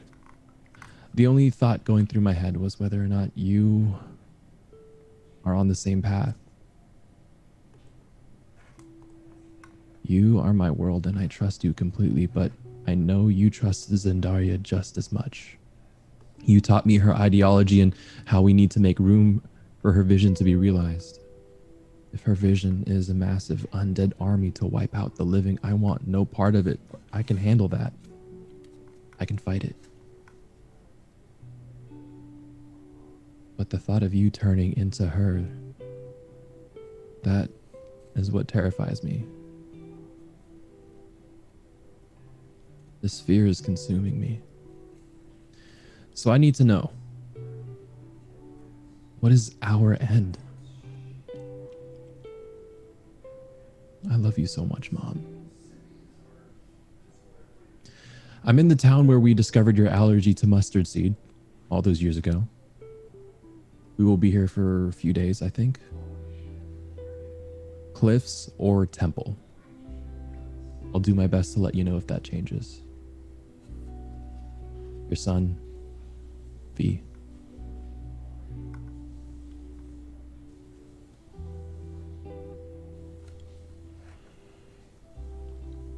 How do you send this message?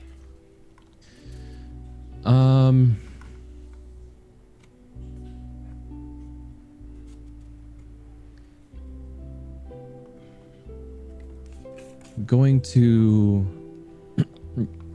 a courier service, and I'm going to a courier service and tell them to leave it at the closest the closest city near where she settled. I know that she'll check it if I can somehow get a message to her.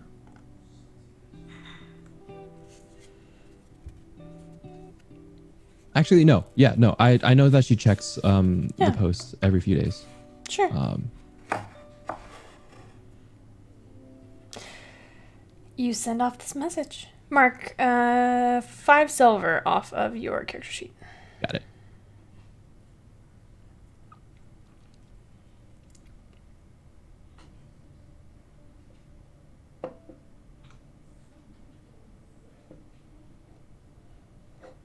All right, Death Keepers. The day is yours.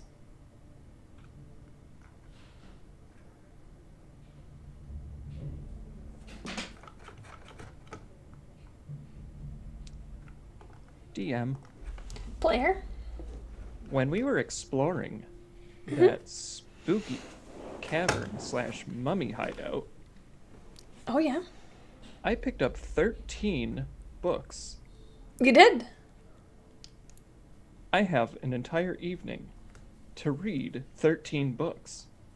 Well, maybe not 13 books. I was going to say, that's a but lot of books for one evening. Dev's very smart.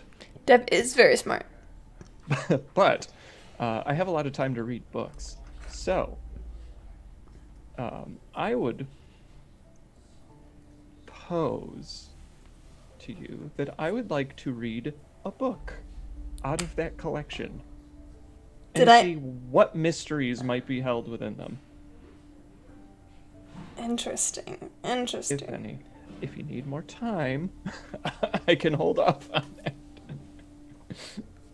No, let's do it. Why don't you roll a d12? Uh-oh. That came out of my dice tray. But it was a 3. My lovely Wolfwood Studios dice tray. Hey. This particular book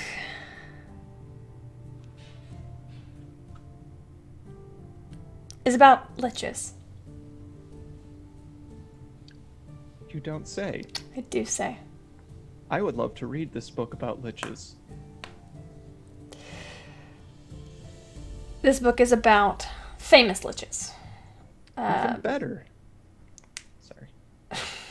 No worries.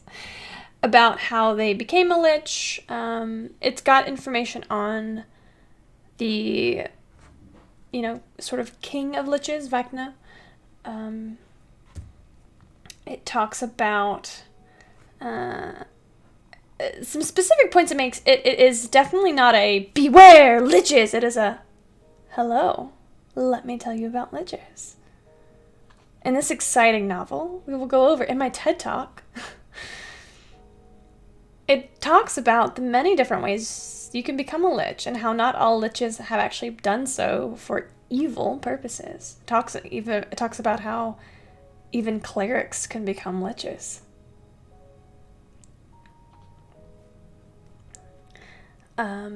Mainly it goes over the ceremony. Let me find the book title for you really quick. Food! Yes! Thank you, lover. You're welcome. I was gonna die.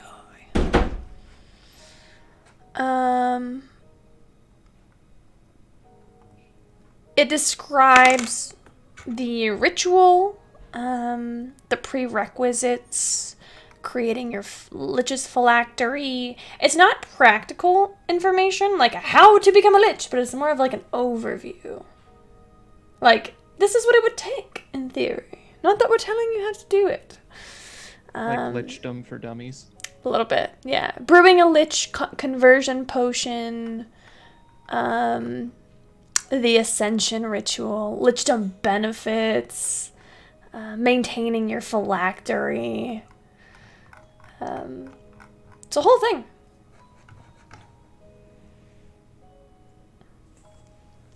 It's the first book you read. This book is horrifying, but educational. Yes. I am going to go ahead and probably get through like the first couple of chapters. And yes, I used air quotes, sorry. I'm going to just kind of gingerly tuck it back in the bag. I don't think I really want to read all of this right now. As I'm reading it, I imagine I'm probably having flashbacks to seeing that powerful, awful, and entrancing lich on the cliffside, and just being kind of unsettled by it. So,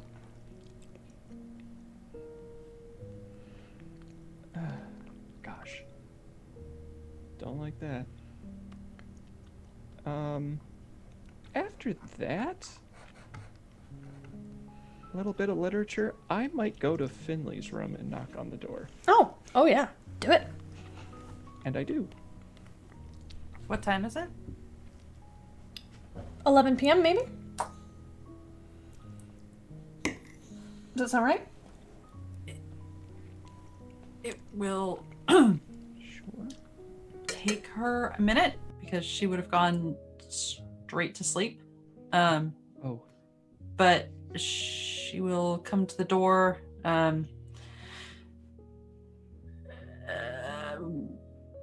Warhammer in one hand, I guess. Messy hair. Hello? Devereaux? Is everything all right? I'm like bedecked in just my sleeping attire. I'm sorry to wake you, but I was reading some of the books I got from the hideout, and I feel like I could use a better story to read before going to sleep. And do you think I could borrow something? I'm sorry, I woke you up, didn't I? It's all right. I'd rather be woken up for books than just about anything else. Looking at the warhammer in your hand. Sorry. I always expect trouble. Yeah, sure. She'll leave the door open. You're welcome to come in or not. I'll just stand awkwardly in the threshold. She'll toss the hammer on the bed and start digging through her bag, just sticking books that she's. I think she got some from Hunleith. On the table, All right. Do you want something romantic? Do you want something sort of without so much plot? Maybe something a bit adventurous? No, not like adventure, like they're going on an adventure and then like these are all sort of romances or you know, I think erotica is probably the better term. You know, it kind of, there's a scale. I don't really have like histories or some are historical. Erotica, please. Okay, yeah, sure. The Binding of Tia might be what you're looking for then here.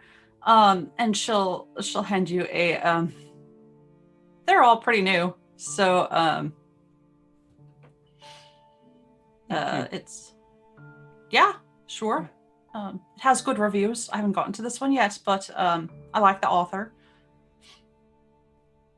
I will let you know what I think. Please do.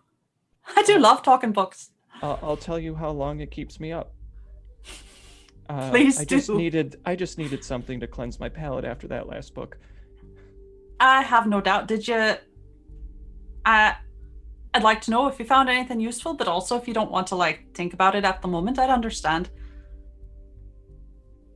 Well, I kind of put it back in my bag, but it was educational, if not a little bit disturbing. That sounds about right. It was a little bit elementary. So I don't know how useful it actually will be. It's like, You mean educational or useful in terms of understanding motive or process. For everything you can understand the reverse of it. oh, you want to unleash someone? Well, no, Okay, but Deborah, mean, I just woke up. I'm just asking you. I'm not, but now I am. Do you want to become a lich?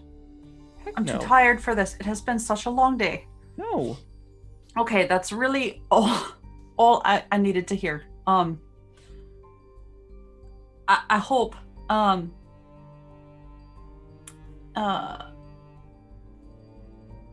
really glad you chose that book because there is sort of a bit of a lich scene in this other one, but Are you saying one of your books has erotica with a lich? no, not that one. There's one with like short stories. It's the one without plot. Don't worry about it. Okay. That's just what the shopkeep told me. I haven't gotten to that one yet either. There's been so little time. Well, I mean, we didn't really have much going on last night. Did you read another book? You have a lot of books. I do. It's true. I think it might be time for me to go back to bed. Right. I'm sorry. Right. Thank you. And I'll just take the book and like back out slowly. See you in the morning.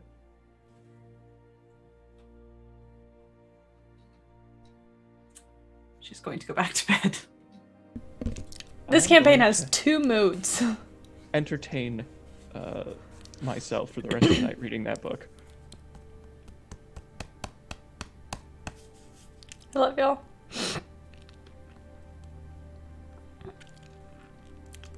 Is it bad plan time yet?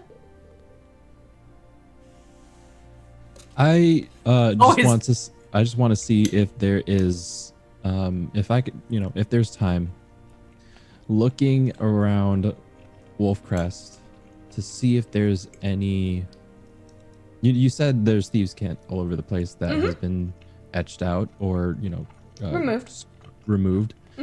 But you said there are some bits. I'd like to see if there's any any hideout or anything that still serves as a base. Don't plan on going in. I just want to know where it is. For the Thieves Guild? Yes. Yeah, there are a couple safe houses. One of them is a darkened tavern. One of them is a very busy dining hall. There's power of hiding in plain sight. Mm-hmm. And one of them is a bookstore, bookshop. Okay. Cool. I'm taking note of all three of them. But it's really just trying to find potential places.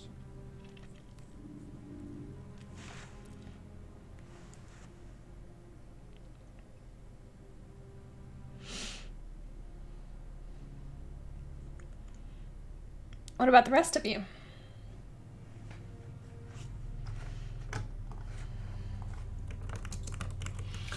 Finley's going to sleep until she can't anymore.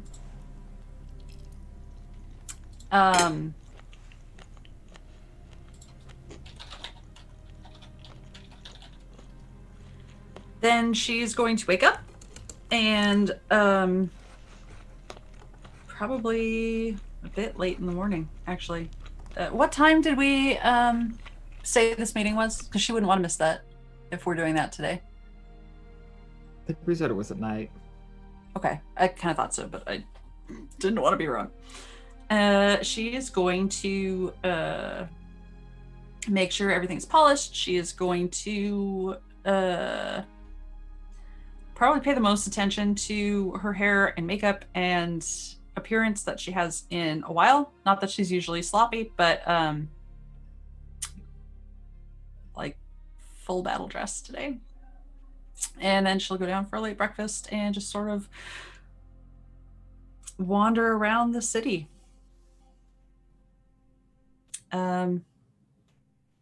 Not really looking for anything. And of course, she'll have the sword and the hammer with her. I think she would probably walk towards along the walls, if that's a possibility. I don't know exactly how Wolfcrest is arranged, or along the cliffs. The walls end at the cliffs, so you could walk along the walls and then the cliffs. Perfect. She's going to be a melancholy bitch out there. I love it.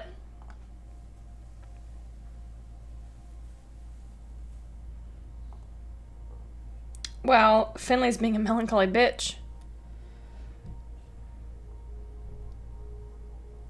What doing?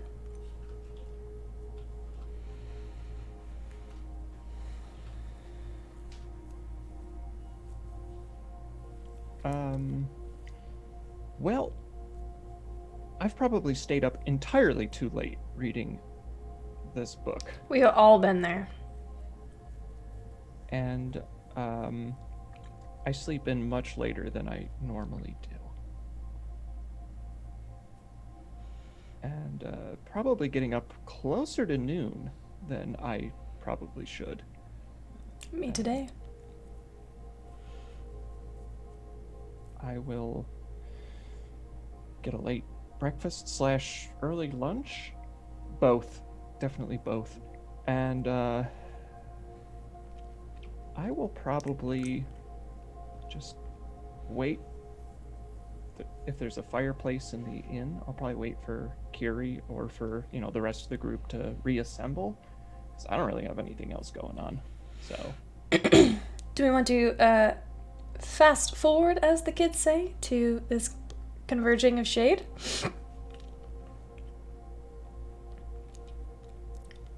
All right. Kiri, I'm assuming you find a way to tell Shade where you are meeting? Yeah, to my knowledge, oh wait, yeah, that's true. Yeah, I'll say we scouted around the city and found some obscure, out-of-the-way place. The place that you find is a tea shop. run by a human woman who looks to be about 1,000,000 years old, blind, and you're imagining maybe deaf as well, or hard of hearing. There's no one in the shop. Although, not Finley, Echo, you would notice that this has been marked as a do not like a safe place, like do not harm this establishment. This establishment is being protected.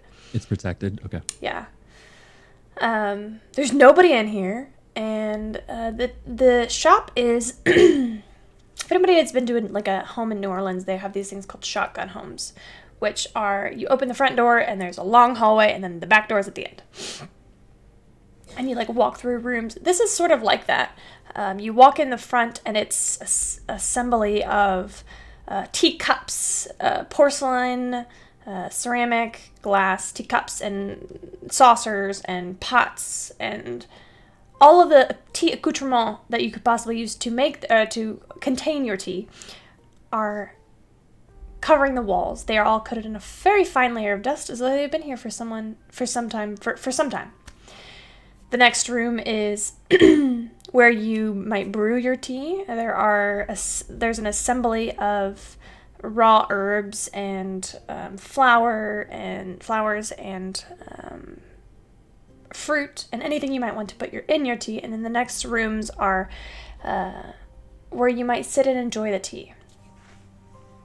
It is a simple 2 silver to enter, and then you have free access to anything that is in the shop.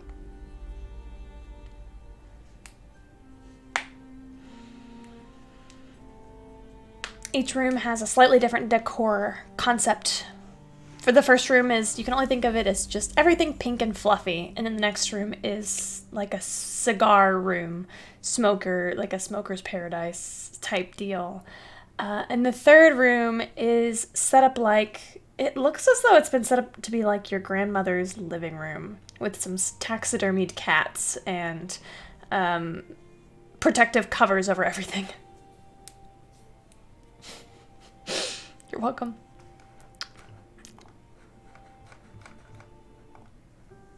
Where would you like to set up? If it's all the same to you, I'd rather avoid the texturized cat room.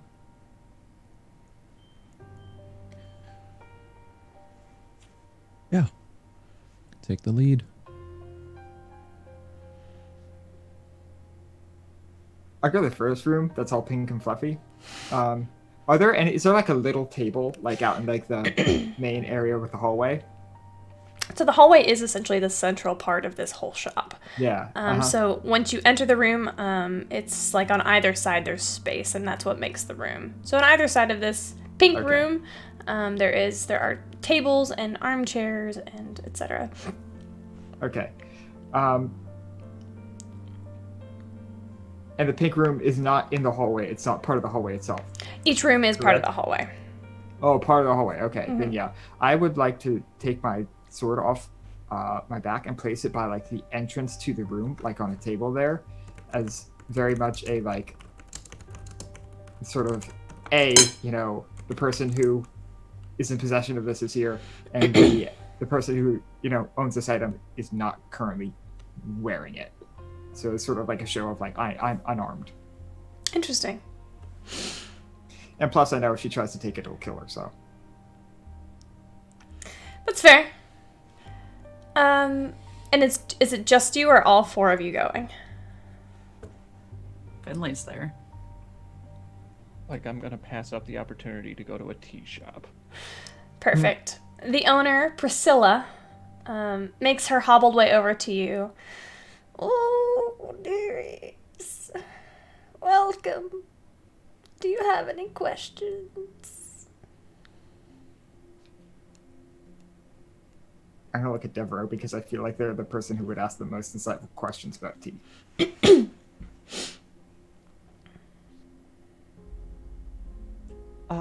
Hi. I'll give like a short bow. I'm Devereaux, and I am pleased as punch to be here. What's that there? You have to speak up a little. It's a bit tinny in here.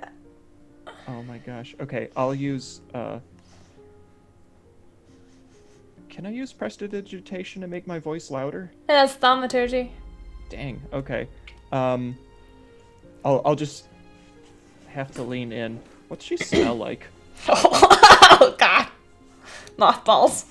Aw. Where do you get your tea?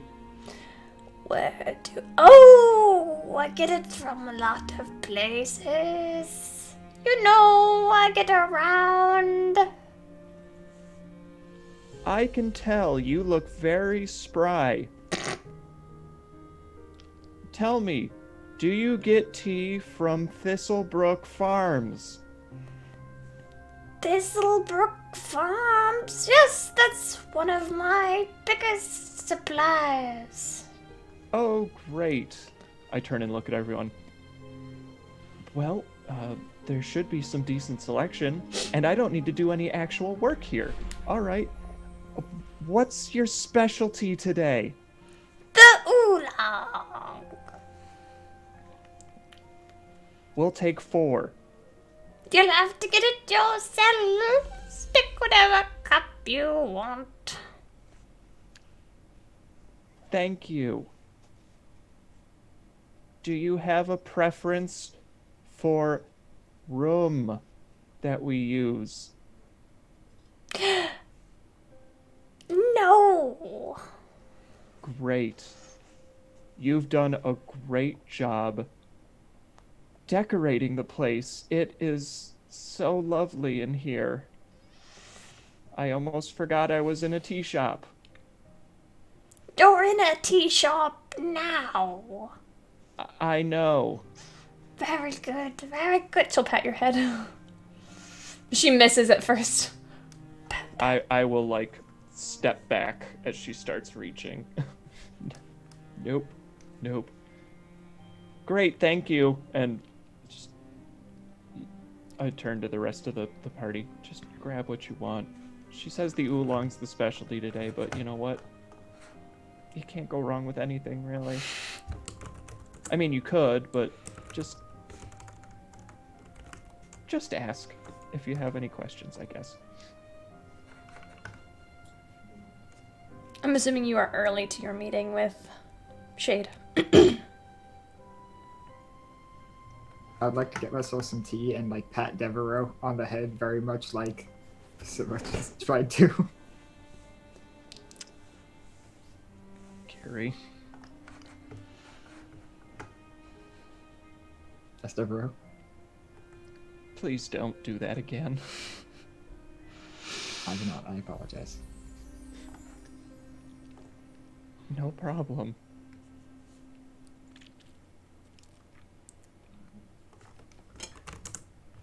The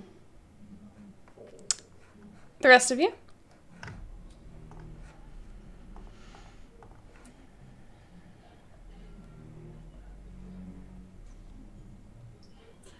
I will post up near an exit with There is an entrance and an exit.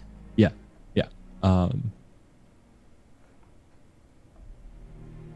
Mostly to be close to one of the doors if Shade decides to try and take off again. Okay. Finley will probably cross paths, going to get her tea.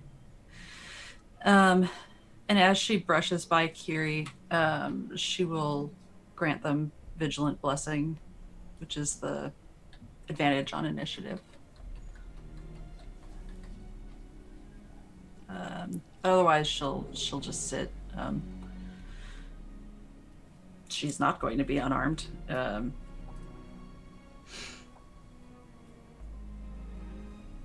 Yeah, she'll sit like a proper lady.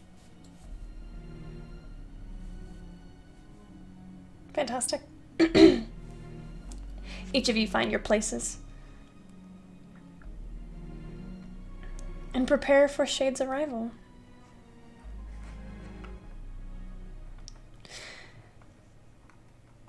As the clock ticks down, you wonder if they are going to arrive. In fact, a minute strikes past the proposed meeting time. And then another minute. And another. Until finally, Shade arrives. They are dressed in exactly what you saw them in last. Dark robes. Their hair, how did I describe them? Shaved on the sides. Black, pulled back into a low ponytail. They pull their hood down to reveal themselves as they enter the tea shop. Drop 2 silver with Priscilla. And make their way to you. You realize, each of you, that they are making absolutely zero sound as they do so. Not even their footfalls against the creaky floorboards seem to resonate. They sit right in front of you, Kiri. They appear unarmed, though they wear blood-stained wraps around their arms. You imagine this person does not need a weapon to be armed.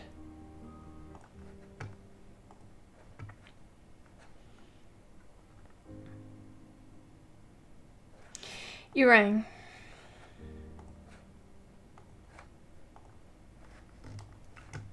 I did. Thank you for beating us, especially after how last time turned out.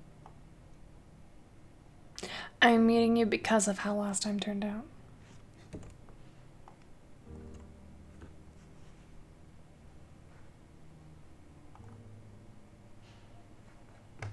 You're part of the Silence, right?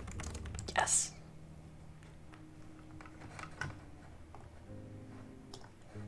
Okay.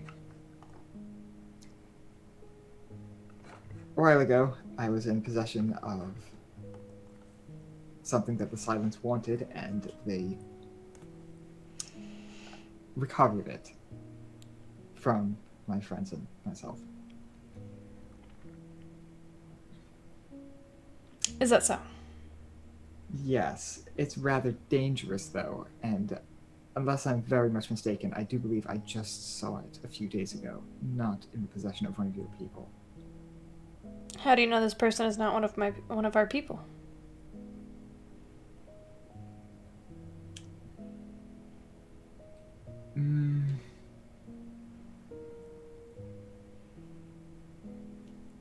I suppose I can't really be certain.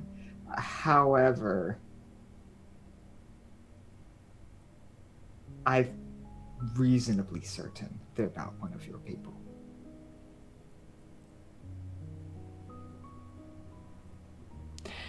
And you're telling me this why?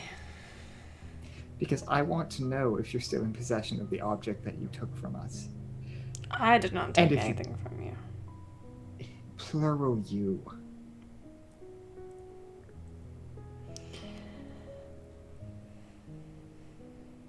Why would we tell Because you? if you're not, Sorry to interrupt. Please continue. Because if we're not, because if you're no longer in possession of this thing, that is very bad for everybody. And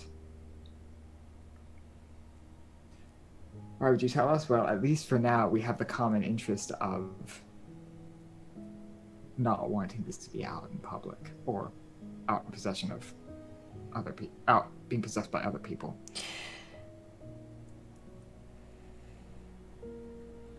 Shade looks around.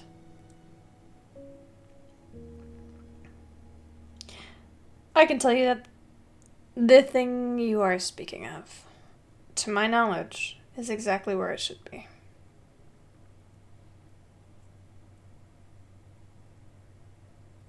We're talking about a book. Are we?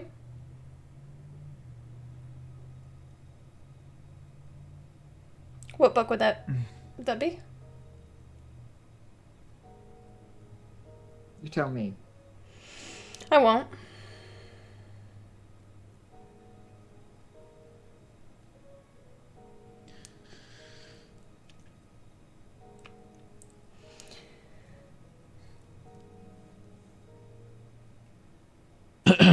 Hmm.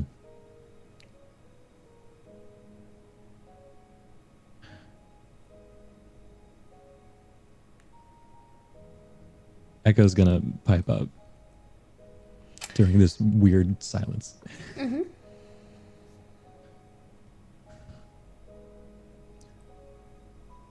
The Voidwalkers. Who do you think they're serving?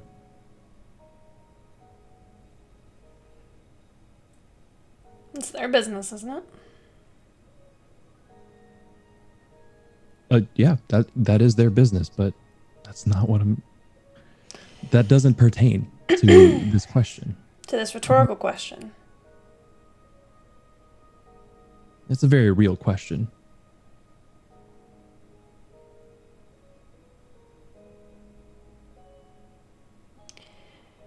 Do you have a guess and you want me to confirm? Or are you asking me if I know?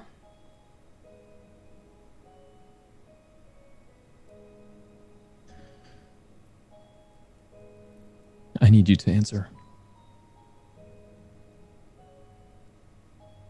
What have you for me?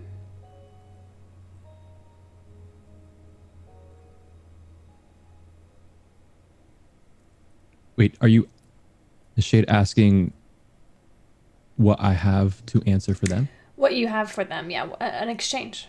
Okay.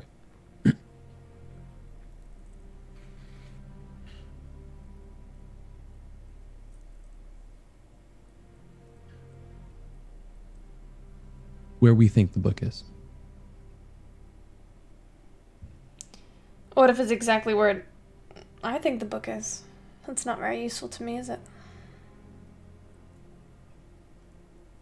But then it tells you what we know or what we don't know. I think I see where you're going with this. Tell me then, Tiefling. Where is it? You answer first. I don't think I Respectfully. will.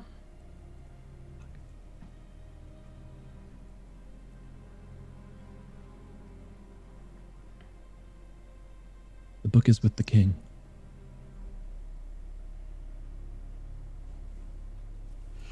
Yes. The book is with its creator.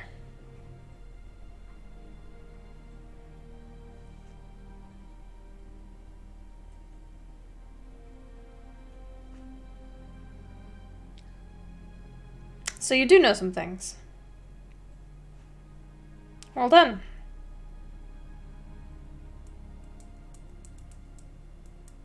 Now, who do the Voidwalkers serve?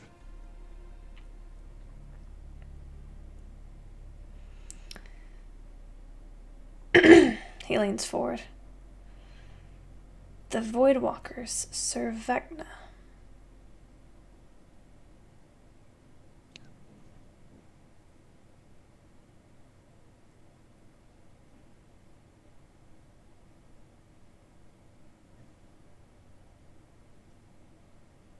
Now, that wasn't too hard. No, it wasn't.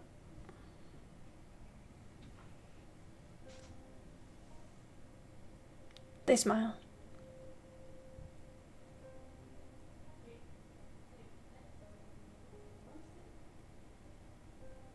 Is that all you called me here for?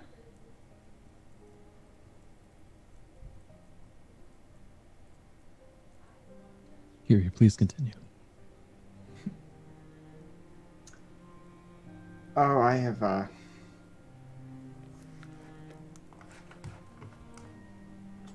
learned everything I need to know.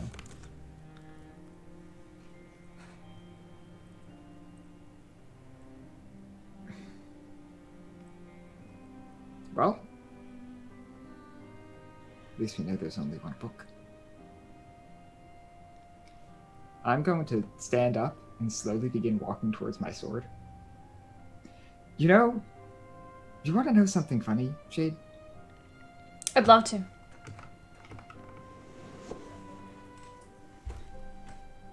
I spoke to the author of that book not too long ago. And you know what? She told me she isn't involved in this willingly. Her hand has been forced. She's under the control of something greater that she doesn't want to be any part of. You, on the other hand, seem quite intentional about what you're doing.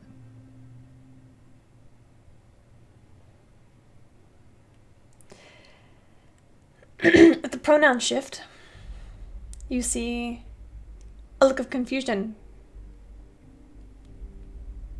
across their face.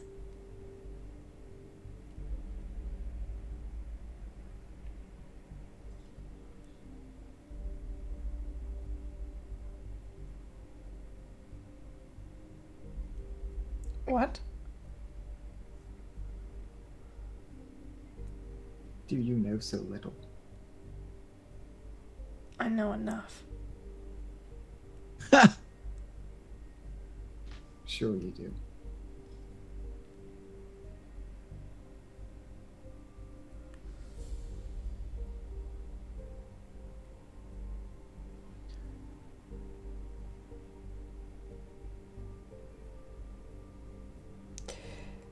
The next time you call me, you better make sure you have enough for me to make the trip worth it. Or I'll collect the bounty on your head.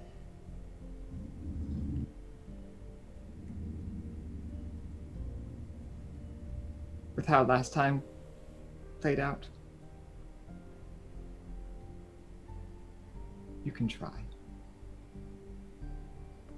Is that a dare?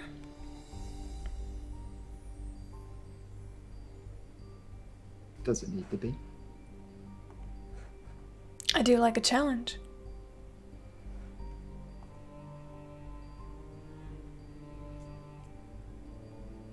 Is it clear who they're addressing with the bounty? They're looking at Kiri. It's not clear though. Wait. And I like turn in my seat and face. I've been trying to be nonchalant this whole time, but I'm just dropping it right now. Did you say bounty? You heard me? What bounty? Find out. I'd like to, and I would like you to tell me. What do you have in exchange for it? I asked, and I am expecting you to answer it out of the niceness in your soul. You think I have a soul. That's Well, cute. At this point, I don't, but how about the kindness of your heart? Nope, don't have one of those either. Well, then how the hell are you alive?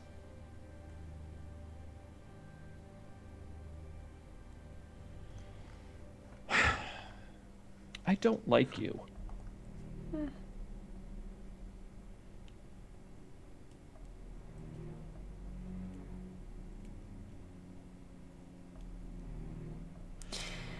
If you've nothing further from me,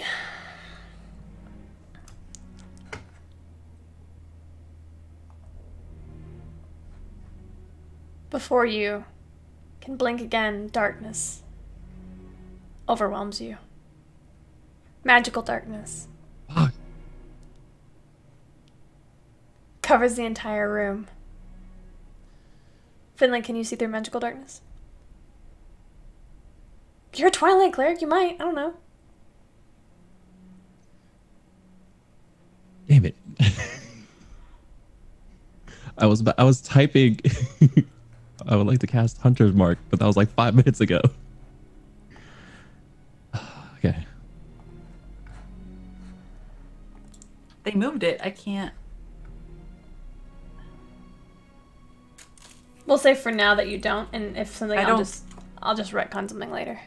Okay, I don't think so. Yeah, I'm pretty sure they nerfed it. Sure. They did, but they also, it's only the action to give it to others is on my list now. Okay. Like, I just inherently have dark vision now. Yeah.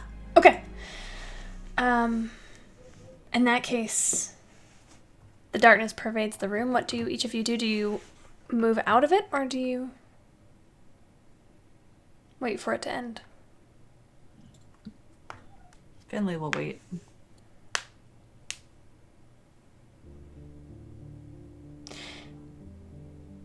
As soon as the darkness fades, you hear a voice just next to you. Any honey for you?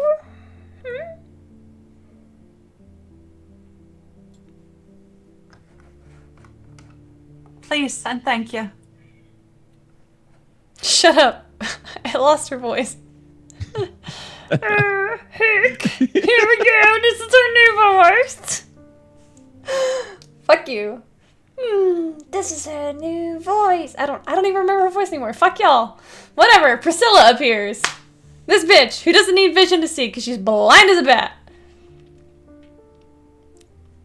So is the darkness still there? It disappears after 10 minutes. 10 minutes. Oh, 10 minutes. Yeah. Oh. My question is, how close is everyone to where this person was? It's up to y'all. Just 1 minute. I don't know if Finley's gonna sit there in silence for 10 minutes. I know, right? I ask before, like, when the silence is cast, because I have one idea that I would like to do before I just let this darkness happen. What is your idea? I have a cup full of boiling hot water, Okay. and I'm going to throw it in the direction of the person I don't like. Why don't you roll an attack? I don't like them. And I'm tired of their bullshit. I'd like to use my halfling luck. Okay. I would like to use 3 advantages to roll a crit.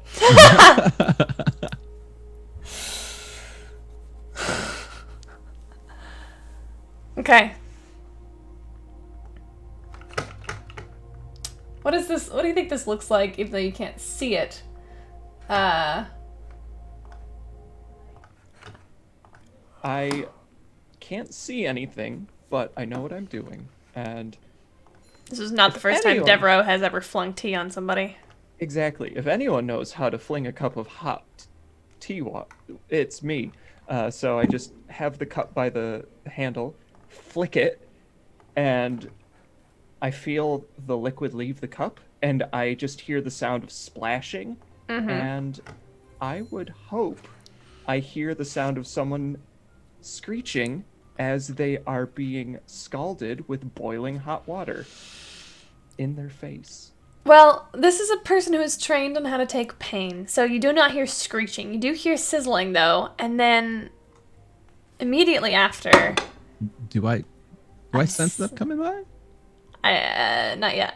Okay. Immediately after Devereaux, I need you to make a Constitution saving throw. With gusto. That is going to be a 20. Okay, that does succeed. You are not stunned. However, you are going to take... Um,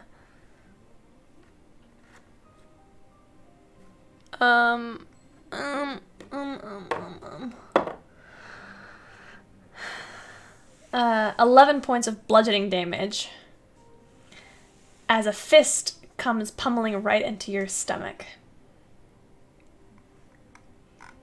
Ooh, okay. And then, at that moment, you... What's your passive perception, Echo? 16. You unfortunately would not hear them leave. Okay. Well, Now, could I have, as soon as it went dark, could I have stepped in front of the door? Oh, yeah. Could I have also cast darkness?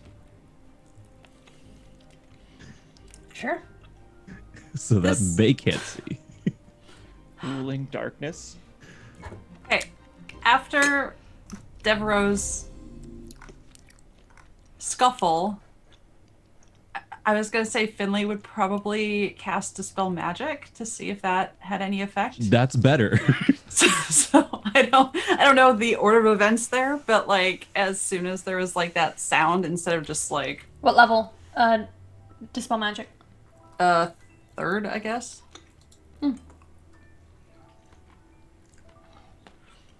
The darkness fades.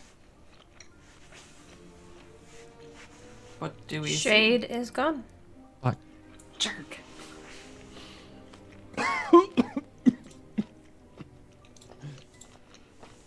That was worth it.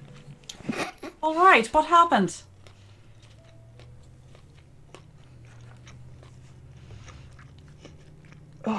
You learned something.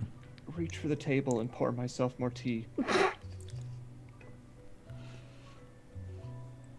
We learned something, and Devereaux's choking on their tea. That doesn't sound right.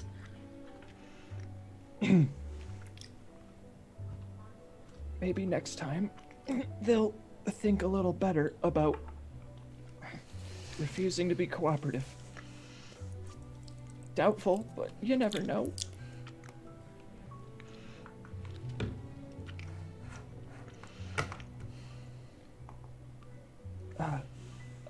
A good note for all of you, tea has many uses. Not only can it help relax you, it can also be used to scald your enemies. You attacked them in a safe place, in a safe house. Huh? That's a bit of a bold move. What are we talking about, safe house? This is a tea shop. Oh wait, Echo, had you not told us that? Oh, I'm sorry. I take it back. It's not that this is a safe, like, it's the safe house is like, don't attack the owner and don't rob the place. Okay. Does Priscilla Take it look wet? No. Okay, cool.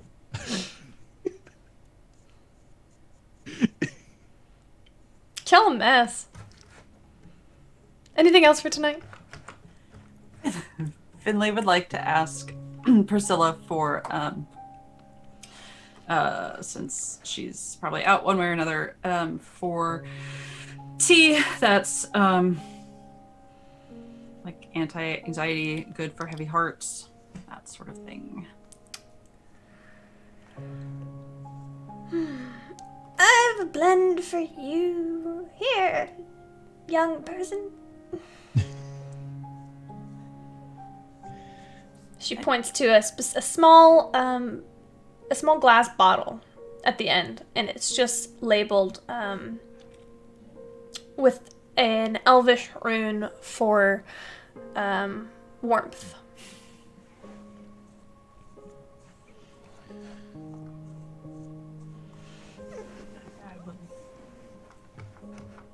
Thank you. You drink it? Oh, I kind of wanted like, yes, absolutely, but also like would like a pack or something for the road, like. Yeah. But yes, that would be perfect. So, oh, go ahead. Sorry. I was just gonna say, what does it do? You have, for the next 12 hours after drinking this tea, have advantage on one insight check.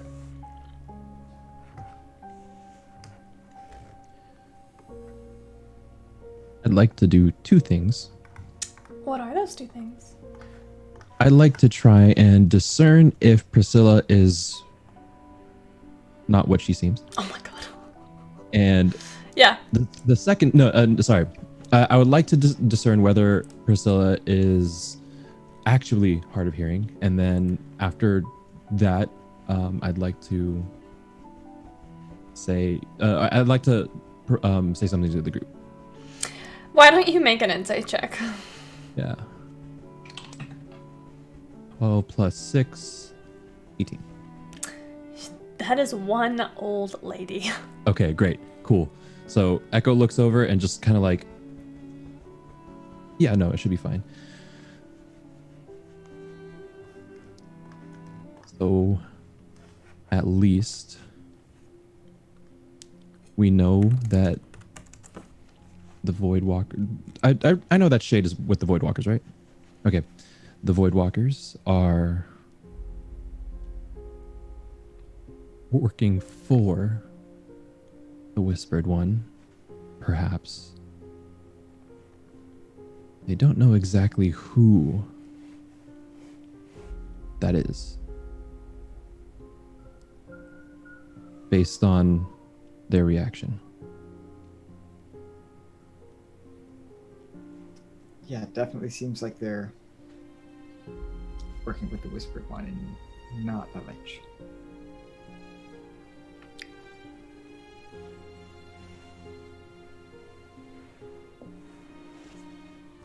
Speaking of, I can tell you more about the conversation I had with the author somewhere a little more private. Yeah, I think that might be a good idea. Bit of a surprise, if I'm being honest. Yeah.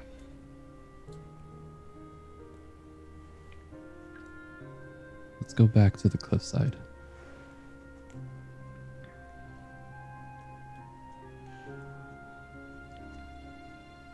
And Echo would mutter under his breath, if it isn't on fire.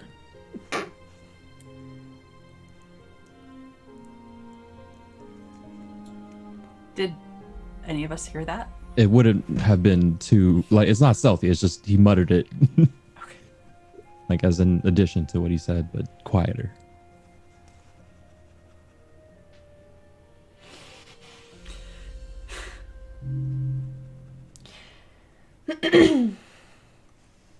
You all head back to the inn. And that is where we will call today's session. Thank y'all so much for hanging out, playing along with us. We will see you. Well, we're going to sign off first. Like, we're going to see y'all next week. Okay, bye. Why don't we go ahead and sign off? I'll go first. I'm not scared. I'm never scared. Hello, my name is Kappa. I also go by Christian. You can find me on Twitter at @TheKappaChris, where I nerd out about Lich Queens and Scytharia. That was just, yeah. You can catch me this channel Saturdays 5:30 p.m. PST at Numenera, where I play Verve. Had some really emotional reveals last session, so go check that out if you haven't already. That's session 7 of Numenera Remnant with Alex, our GM for that game. Sundays, I'm here for this game. It's fun. Wednesdays, you can catch me on Kevin Kudo's Twitch channel, where we play D&D 5e skinned to look like Star Wars. We just fought a bunch of brain worms, and it was intense. It was scary. I'm going to be in Roads Uncharted Season 2 coming up in a couple months alongside beautiful, wonderful Ren here. So look forward to that. And yeah, again, Twitter at @TheKappaChris, where a bunch of other projects are in the works, and you can. That's going to be where I'm going to be, where I will announce them. So I'm done. Hi, I'm Ren. I'm going next. So sorry to anyone who wanted to go next. This is me, and you can see in the chat, if you like me, you can follow me on Twitter at @ThornyDryad, or you can find me on Twitch, streaming Wednesdays and Saturday nights at @ThornyDryad as well. I am also the voice of a character in podcast Roads Uncharted, available on Spotify, Google Podcasts, and Apple Podcasts. We're currently recording the 2nd season, and we've got a giveaway going on right now, so please check us out on Twitter at Roads Uncharted to check out that giveaway for some lovely art of our main cast. Also, I am in a 5e campaign called City of Shadows that is every 2nd and 4th Saturday of the month over on someone else's channel, Eva's channel, Eva Sarate, and that starts at 11 a.m. Eastern every 2nd and 4th Saturday, where I play a much different character than Devereaux. And Do I have other things going on? I think that's it for me. I think that's it. Yeah. My favorite part about the session today, had a couple good actions, but I feel pretty good about scalding Shade because I don't like them. I forgot my favorite part, didn't I? You did. Kiri with the goodbye letters. That was a really nice touch.